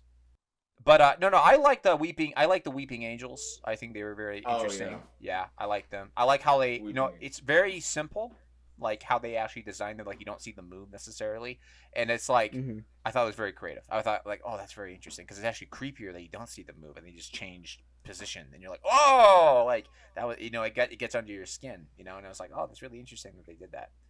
Yeah, I like that. I don't know. I guess my favorite was just the Daleks, because like they're the aliens in like little metal tanks and stuff. What did they say? What did they say? What's the film? What did they say? They say exterminate. Exterminate! Like right, exactly. Exterminate. You guys ever watch Outer Limits or Twilight Zone or anything like that? I've seen a little bit of the old school Twilight Zone, just a little bit, not too much, but I've seen some Twilight Zone as well. Yeah, I'm kind of a big fan of Twilight Zone. I think my favorite episode is the one with this might have been overplayed, but it's the one with this dude. He likes to read books, and then a bomb hits the bomb hits the like the whole world. He's like in the bank, and he survives in the bank, and then he finds a library. And as he has this full like treasure of books he can read on his own, his glasses break and he can't read the fucking books. And there's no one to repair it, right? So yeah, it's such a crime, man. Oh my god, that episode pisses me off. Like I love it, but it pisses me off. It's not Twilight. Oh, yeah, go ahead. Sorry. I was saying it's the worst luck, but you were gonna say? Well, there's a show called Outer Limits. I remember as a kid too. I would watch it in the summers and stuff, and there was this one episode about these big ants with weird faces, and they go nah nah nah nah nah nah nah. It was one of the weirdest things I've ever seen on like TV Land or whatever it turned on, and I was like, what the hell is that? It was like nah nah nah, but I never forgot it because it really like weirded me. It wasn't scary. It was just weird. I looked it up. What the heck is this? Yeah, the ants from Outer Limits that nah nah nah nah nah. Yeah, it's weird. Dude. They got noses and mouths. Yeah, dude, it's weird. It's weird. Oh boy. It's some weird like nightmare fuel. Like I didn't have any nightmares about it. I just thought it was really weird. I was just like, what? But it got to me, and it was like it stuck with me, you know. So sometimes the bizarre sticks with you, you know. I remember seeing the Blob when I was little, and like seeing like the thing like dissolving like a child or something really like freaked me out. Yeah. Definitely. I think the weirdest show I've seen is the show. It's called Lost Tapes, and I'm not sure if you guys heard of it. It's like an older one, but it's about like basically it's like I think it's like it's obviously fictional, but it's like a documentary style videos where each episode's about like obviously lost tapes, and it's always about like some creature or some mythical thing every episode. Really good though. Like I think there was one episode about like I think Bigfoot, and another episode about like some creatures in the woods and stuff like that. A really good show in my opinion. Like one of the weirdest like underrated shows that I don't hear a lot people talk about. Oh wow. Damn. Can I ask you guys a question? This is both for you. Have you guys worked in film professionally or videography professionally or at any point in time? I have not, no. Professionally, I haven't, but I'm looking into it right now because I actually want to see if I can do something like that.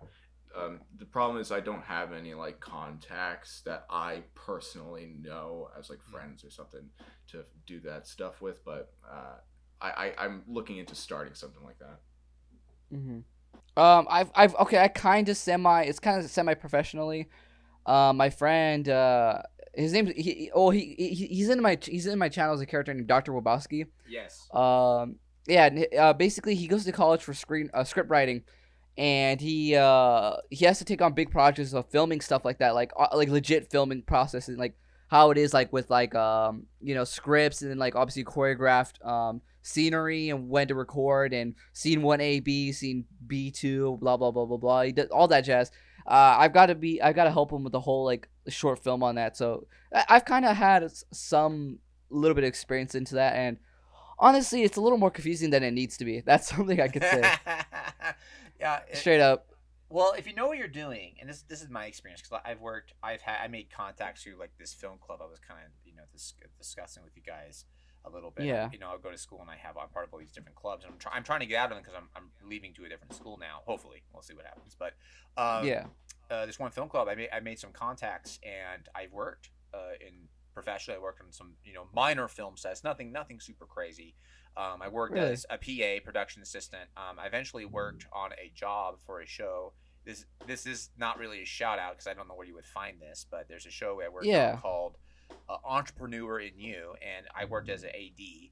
But usually, so the assistant director on sets usually kind of like runs the PAs, but there was no PAs, so I just basically ran myself, which is pretty funny. And I assisted where I could, but I was paid. I was paid for that. And then I got a job actually because of Shack Wizard. I made a contact through another group, and this guy, he had an open access television show that was called Veterans Voices. He's for veterans, right? And I ended up working on the show as a comedy writer for a little segment. But the problem is with that is that it was just very small time, and I eventually my time had to be seen elsewhere. But I got a job working for them as a work study. First it was an internship, then it was a work study, right? And I made very little money on that, but it was a great experience. And all I have to say, working professionally in film is really fun. But at the same time, you kind of have to decide what you want to do, and that's the problem. And I was just going to pick your guys' brains on, because it does seem like you guys are very serious about what you guys are doing, and even though you're having fun with it and you're enjoying it, and you have to. I was just going to ask what it was like if you guys ever worked with anybody before, and you kind of understand it's like, well, if I work in this industry, I want to create my own stories, but I'm going to have to work in other people's and make their visions come to life, and it's not all I'm going to end up being is just their lackey, and that's how it is, and yes, you have to like, pull your weight on the team, but if you want to be a creative person, it's like, everybody's creative, right? Everybody wants to be the guy who's writing it and stuff, but what they need is like technical people to make their vision come to life. And so it's like right now, and I'm saying this for people who don't necessarily know what it's like to make content or films or videos or whatever. We have to wear all the hats. Like Orange Man, you're both director, writer, producer, cinematographer, right? Set set designer if you have a set, right? Same thing with Pretty you, much. Aviator Man. Same thing with Jerry. Same thing with me. Same thing with all of us. We're pulling all the different stops, and we might get people to help us out here and there. Absolutely. Like I'm very lucky to have Dr. China because she really helps films everything, and I have some other people come in. I have a friend named Robert King. He'll come in and he'll let me film some stuff here and there, and but it's just like it's based off the good graces of people. But mainly, we're the ones who have to have our visions and we have to make it come to fruition. But when you work with other people professionally, it's very different because it's like if you're the assistant director, you can't make tweaks to things even though you see something. You have to talk to the director, and they might just shoot you down. In fact, I've been in positions where I've told the director, "Hey, you need to change the lighting on the side," and they're like, "No, it's fine." And then they talk about it later, and they're like, "Oh no, the lighting was off," and I'm like, "Oh my god, no fucking shit!" Bruh. Like, I just told you what's going on. They're like, "Well, you don't know. You're new to this," and it's like you just have to bite your. No, they weren't mean. They were just like, "Hey, man, like no disrespect, but you don't probably know what you're talking about." It's like, you're right, I don't, but I see something, you should address it. And like later on, they're like, "Oh yeah, no, you were right." I'm like, "Yeah, no shit." Oh my god, no shit, like, And I have to acquiesce to them. I'm like, you're right. But the worst thing, I'm going to tell you the worst thing. It's not even someone in film who tells you off. It's people who don't belong to this community at all. And I don't mean like content creator community, but like people who do not work in videography at all. They're not even fucking photographers. Okay. And that's a different medium, just in case anyone wants to correct me on that. Okay. I understand that. I'm just saying, like, they don't make any content. They're not writers. They're barely producers. And when I was working for this open access show, I came into disagreements with people over the silliest things.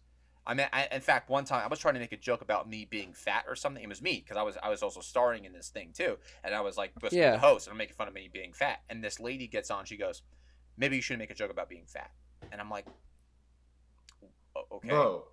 Like, it's at my own expense. Why do you care? Yeah. Right. Like, who are we talking to? Like, our audience, first off, are veterans, right? They're prior service members of the United States military. Do you think they really give a shit about fat jokes? Like, exactly. Second, it's also an open access television show. It's like the audience is like 100 people. Like, it's like, dude, she was 100% projecting there.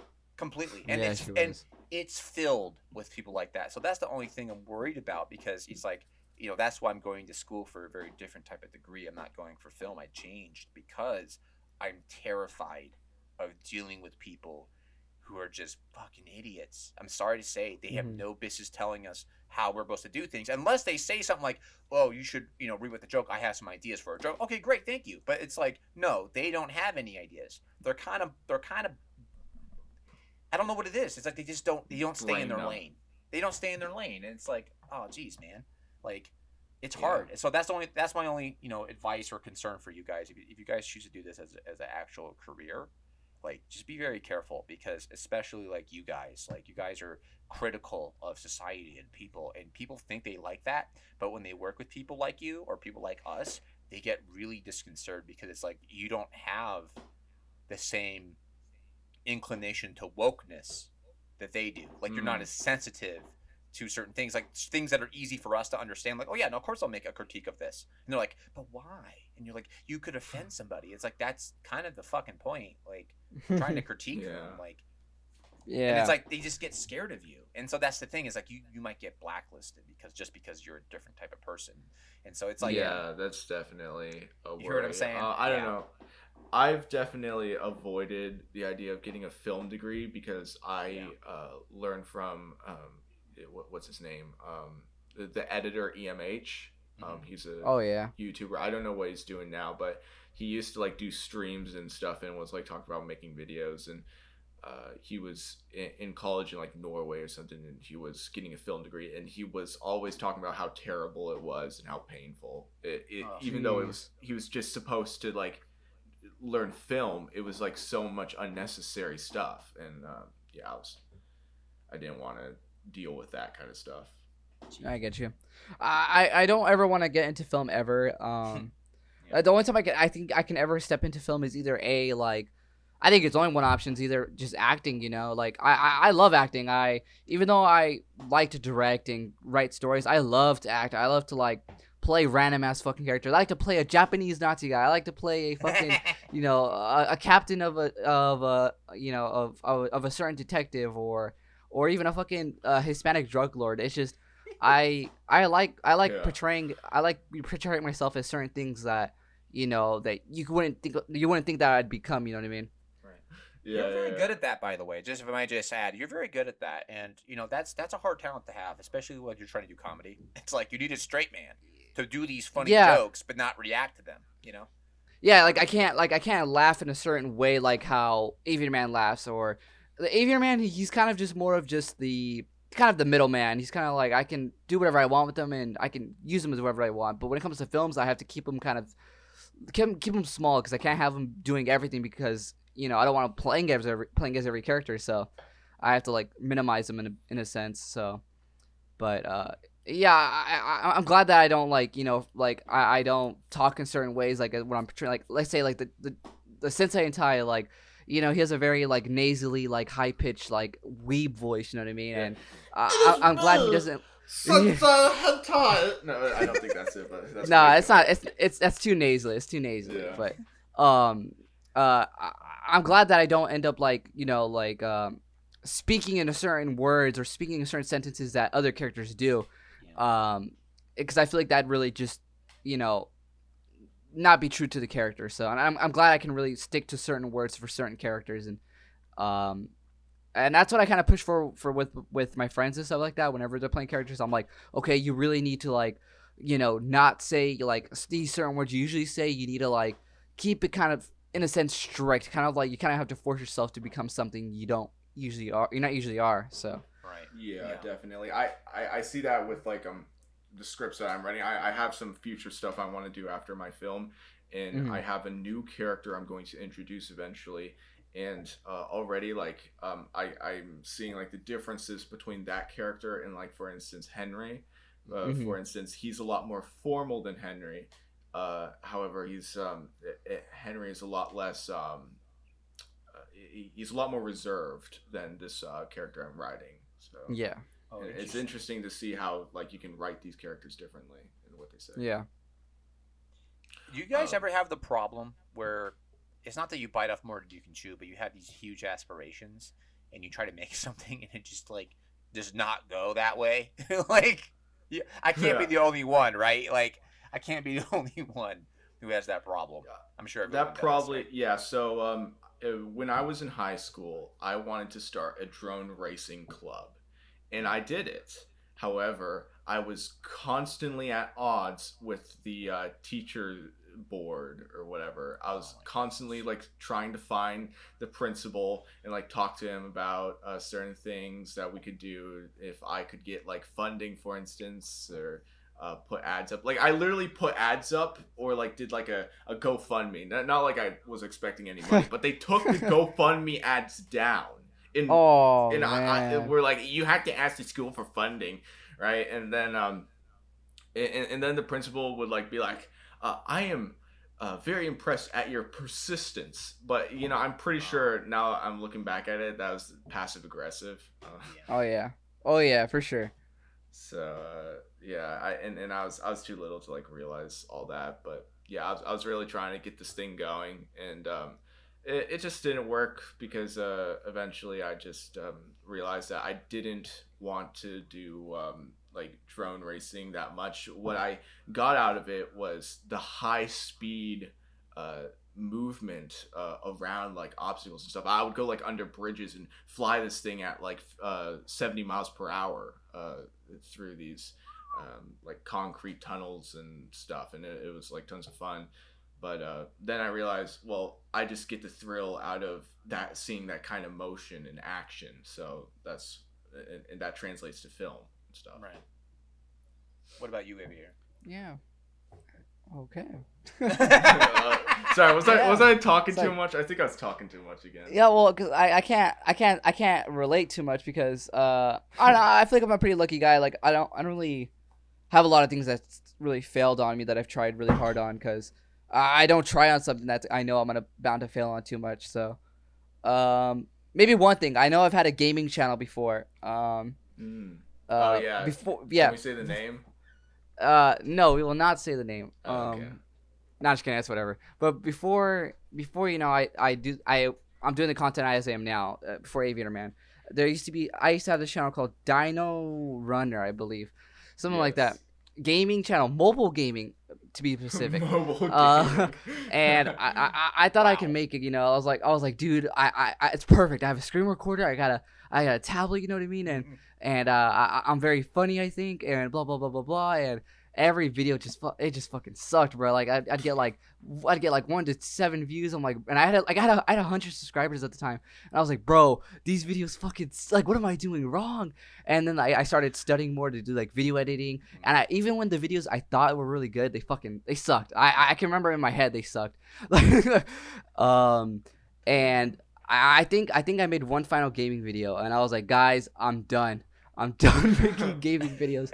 And I was like, tomorrow all of them are gonna be gone. And I deleted over 320 gaming videos. Damn. All gone. Deleted them all. How many subs did you get? I had like around like 150 to 200. Wow. Damn.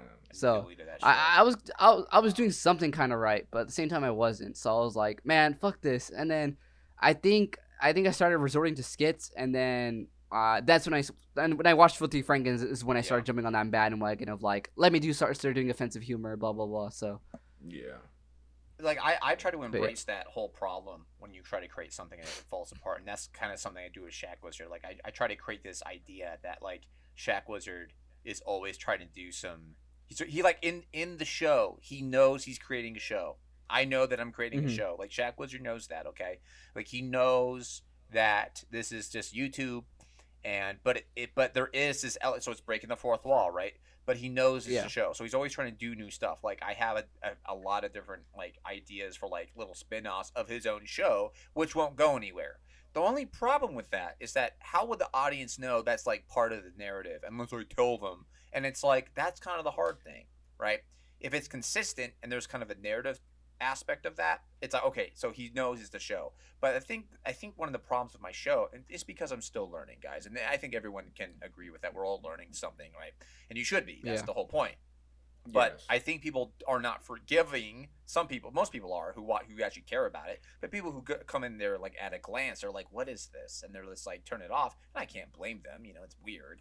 But it's like I'm trying to get at the fact that like he knows this is stupid. And really, it's like, you know how people like they say like, okay, you're taking a mirror and you're reflecting it back on society. You're taking a mirror and reflecting it back on everybody else. Well, Shaq Wizard's doing that too, but it's a funny mirror, right? So it's like a bizarro, wonky version of what society is going through, and it honestly turns people off, right? And I understand I push buttons. I understand I say things I probably shouldn't, but I hope people. And I actually had arguments with friends, by the way, like friends who've known me in real life, and like they know me as a different name, my human name. And they, Shaq Wizard is like, they don't see a character, they see me. And I'm like, no, that's not me. That's Shaq Wizard. It's like, and they're like, well, where does the line of Shaq Wizard end and you begin? I'm like, actually, that's a good point. Like, you don't know that, right? But here's Biggie Smalls acting like and it's my voice doing it, right? I'm just gonna say, create the illusion. And he's the most stereotype, horrible version of a black person. Like, it's just stupid. It's so dumb, right? And people don't even bat an eye. They're like, yeah, that's great. That's fine. I'm like, really? Really? That's okay. That's fine. That's fine. Me going, yeah, man. Let me ask you a question, man. And people are like, yeah, that's fine. You can do that. I know that's stupid. But me going, well, what do you think about Black Lives Matter? And it's like, you shouldn't say that. You're a white person. And I'm just like, guys, don't you see the hypocrisy in your own argument? And they're like, what? There's nothing wrong with my argument. You're just bad at making movies. I'm like, yeah, that's true. Absolutely. Okay? But point still stands. That, like, you didn't look at, like, I'm making fun of Dr. China. No one cares. I make fun of literally a computer program that thinks he's black.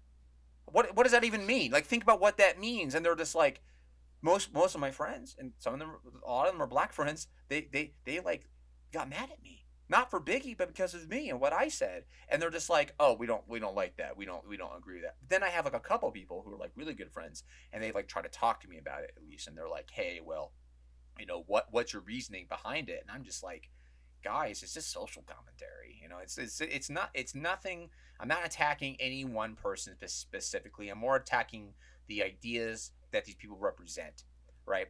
I'm gonna give you an example. When I did the George Floyd shuffle, which is one of my oh yeah, no, it got deleted off YouTube like pretty fast. As another video. Oh yeah, it was really offensive. It was supposed to be, but the people didn't even make it to the actual joke. So what happens? Biggie cut as the song George Floyd Shuffle is playing. Biggie's like, man, what is this? And it shows me cutting the video. I'm like, hey, it shows me editing the video. Like it shows me like from another viewpoint, like a third person viewpoint. And Biggie's like, man, what are you doing? I'm like, bro, I'm just editing a video. He goes like, this is racist. I'm like, it's not racist. Do you even know what this is? And he's like, what is it? It's like, it's for a black leprechaun sanctuary, the most magical of the leprechauns. And he's like, I don't even know what that means, man. Like, what is that? I'm like, dude, it's a play on the Black Irish, right? This is so, I put thought into this, and it's like, it just went over everyone's head. Everyone's just like, what is this? This is super racist. I'm like, yeah, but what's really racist about it? The fact that you think it's racist, or the fact that I have a black guy as a leprechaun? It's a mask that I got off of like Amazon. It's a Barack Obama mask. Like, what is I get you. You know, what is offensive about this? Like, I even made a joke where Shaq was just like, he doesn't know who George Floyd is, but then it turns out he does know who he is. He's just making a joke. He's trying to pretend like he doesn't know. And the problem is that if you don't know that I'm playing a character, you think I'm real. And it's like, really? Mm-hmm. How could you think that any of this is real? I'm talking to a computer. That's fine. Yeah. You get that, but me, like, literally bringing George Floyd, the Black Leprechaun, not George Floyd the bird, George Floyd the Black Leprechaun, out of my closet with a chain around his neck, and everyone's like, wow, I can't believe he did that. I'm like, yeah, but what am I making fun of, guys? The fact that Shaq was just blind to it, and he's a white guy?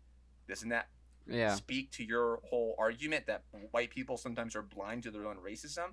And I say, why does everything have to be context? Why can't I just have a black leprechaun in my house? And it's like, people just get horrified. They get so scared because they don't know what to label it as. And that's the problem, where it's like, I've had to learn, and I had to be humble. That's what I'm trying to say. Is that I had to go, well, I'm not going to apologize for what I did, but I understand how it came off wrong. And I'm like, okay, next time I'll be a little bit smarter about it. You know, it's like, okay. But you have to go through this. And I don't think people should be punished, right? Or have to apologize if it's like, it's really harmless. Like, I'm not really trying to harm anybody. I'm trying to critique movements of people. You know, I don't agree with any sort of political narrative necessarily. You know, I really don't. I don't think I'm virtuous for that viewpoint, by the way. So if you want to have a political viewpoint, please have it, okay? But to me, it's like people who make a man who was killed wrongly by a police officer into a fucking martyr, and then they march in his name to burn down police stations, and they're all white college girls, you know, and they're all doing this. I'm making a joke, right? You know, but like, exactly. Yeah, you get what I'm saying. It's like, it's a little hypocritical, don't you think? And then they get surprised when the other side. The entire neighborhood is the entire neighborhood is in ruins except for the Starbucks. Except for the Starbucks, so they all got powered up from there, right? And they got the power levels, and they're looting, and it's like, yeah, well, we deserve this. This is right to do. And I'm like, no, it isn't. And then they dare get surprised when people go to the Capitol and like do an insurrection. Like, well, this is different. And I go, is it really different? Yes, it is. Why? Why is it that different? It seems like it's the same problem. It's just, people are disenfranchised with their government. They don't know how to act. They're locked down. They're mad, and they want to punish the businesses and the things they view as oppression. But be very careful with victimization tactics. I'm not trying to get political here, but Shaq Wizard in the beginning was very political, kind of like what Aviator Man, what you were talking about. Yeah. It's like, I was political. I still am, right? But I had to be smarter. I can't just come in with like a blunt instrument like George Floyd Shuffle and just make fun of the extreme left and the extreme right, and just make fun of them and be like, here's a black leprechaun, what are you going to do about it? And then everyone's just like, I can't believe you did this. Like, what did I do? I definitely think that there's like just keywords in certain people, like certain groups' mentalities that just like sets them off, and they don't really know why at the individual level, but they know they should be against it. Right. Which is a problem. Like, for instance, I remember one time I was trying to meet people and show people like what I do, and I showed this chick my Instagram, and she looks at it, and it was back when I had like this very fisheye profile picture of my head in the glasses. You couldn't see like below my nose. It was just like my massive ass forehead and glasses, and my name was Bald Donald Trump on the Instagram, and you see, Sorry. she was set off by that, right? Because I had Donald Trump in the name of my Instagram account. So like, oh, okay, that's cool.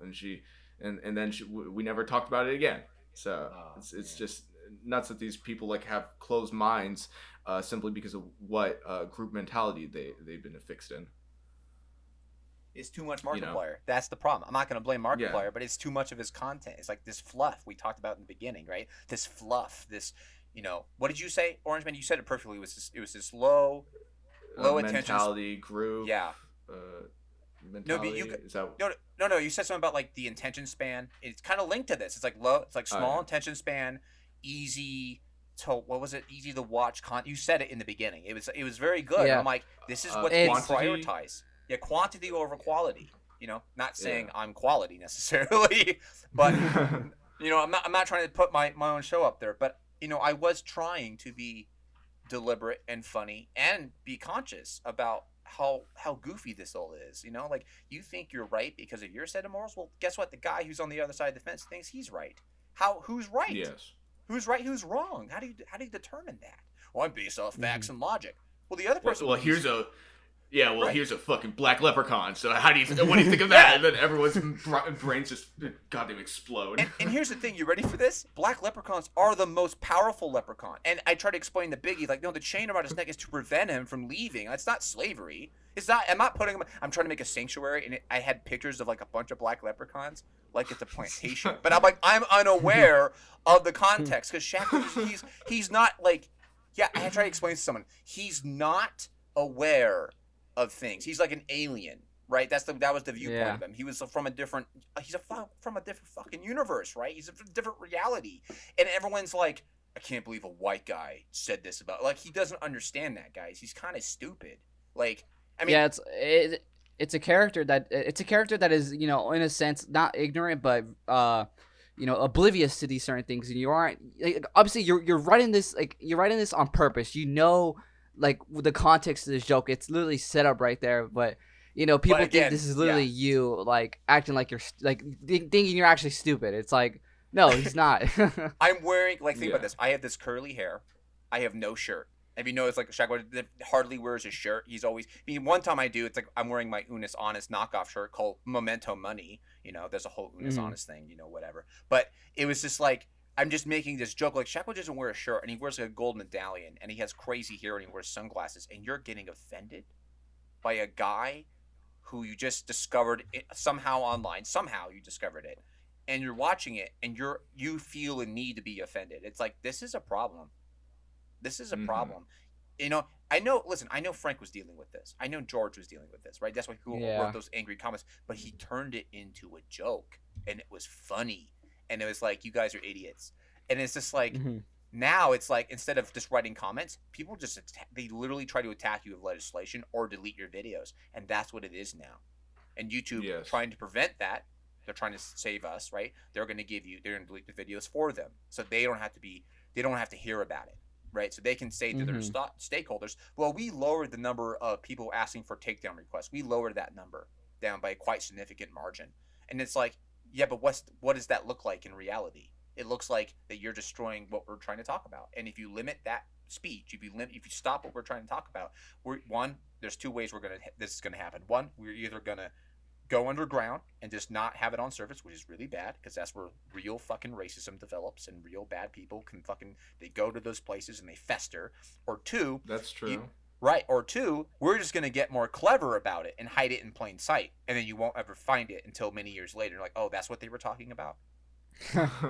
And it's you don't want that either. You want people to be able to be open about it. But like you said, is it marketable? I think it is.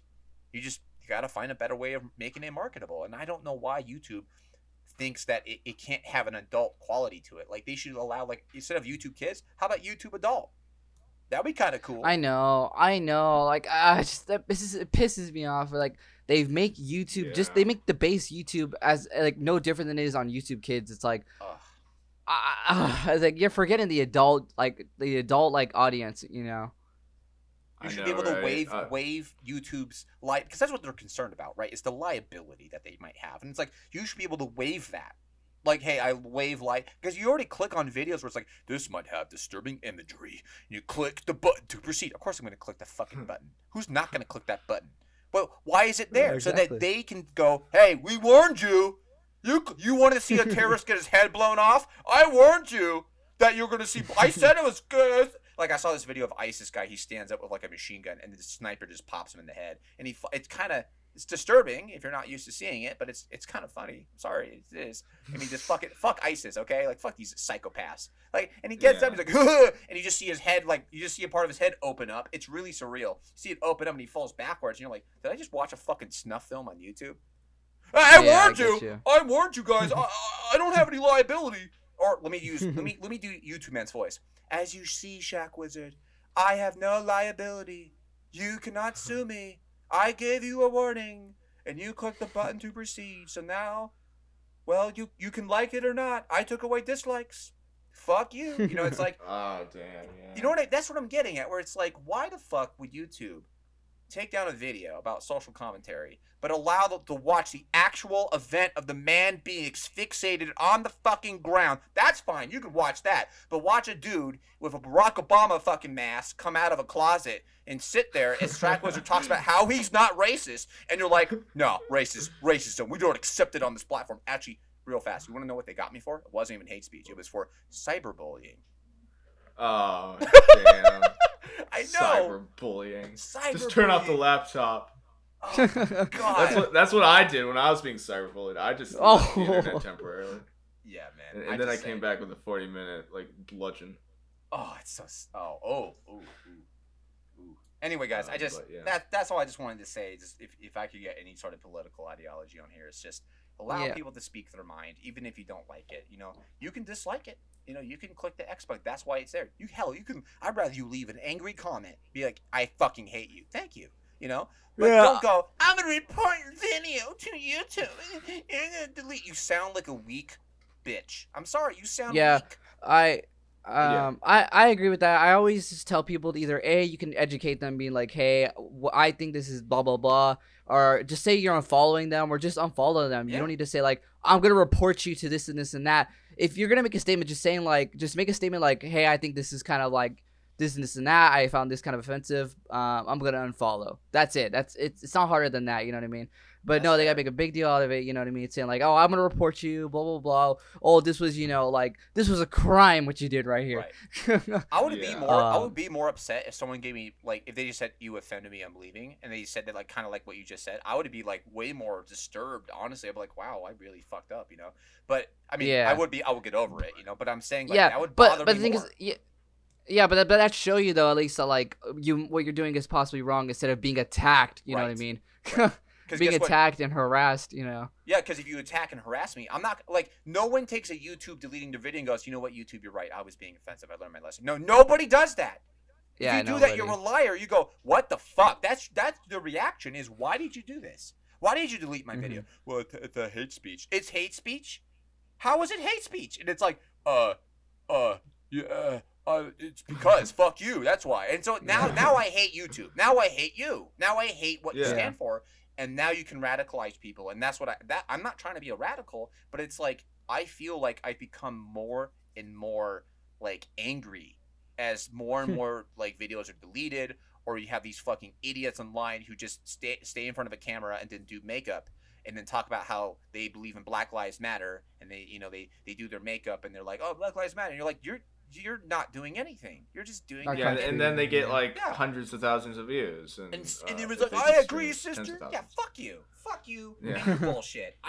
You're just, you know what it is? It's all of it is a marketing. That's what it is. All these political, a human centipede of ideology. Yes. Very good. Yep. But yeah, I think that's very true, Shack Wizard. I agree with a lot that you said, and I think we should definitely talk about that stuff more. It's just I'm looking at the time now, and it looks like we passed the 2-hour mark. Yeah, this is the longest podcast we've had yet, but I really enjoyed it. Yeah, that's pretty good. We got really nitty gritty. Got really to the meaty. I'm just worried topics. about how much Aviator Man's gonna have to edit now. I don't envy you. Yeah, no, that's whatever. No, I'll cut a lot of dead space, and I'll see what's popping and not. You know what I mean? Just put what you guys think should be in. This is your show. This is your rodeo. I'm up for whatever, man. Yeah. So, I usually like to keep it there. I know.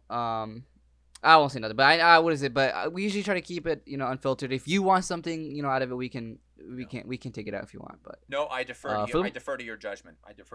Guys. Yeah. But Shaq Wizard, I really like what you do. I really like how you have combined commentary with your like show and the chapters you're doing. I kind of have moved away from that with just a normal channel and a second channel to do both topics, but I think what you're doing is cool too. And I think that wraps up the 8th episode of the Remanent podcast with Shaq Wizard as our guest. Alrighty. Well, thank you all for watching. This has been our great guest, Shaq Wizard. Round of applause, please. Woo! I'm just kidding. Thank you for all tuning in. Tune in next week. We're going to be bringing in, I believe it's TV Filthy Frank 2.0. So that's hell yeah. Hell yeah. It's a hell yeah. Agreed. Hell yeah. Well, thank you guys. Thank you, gentlemen. Thanks for having me. Of course, man. We'll definitely have you on again. Thank you. All right. All right. Well, bye, see you guys. next time. Bye-bye.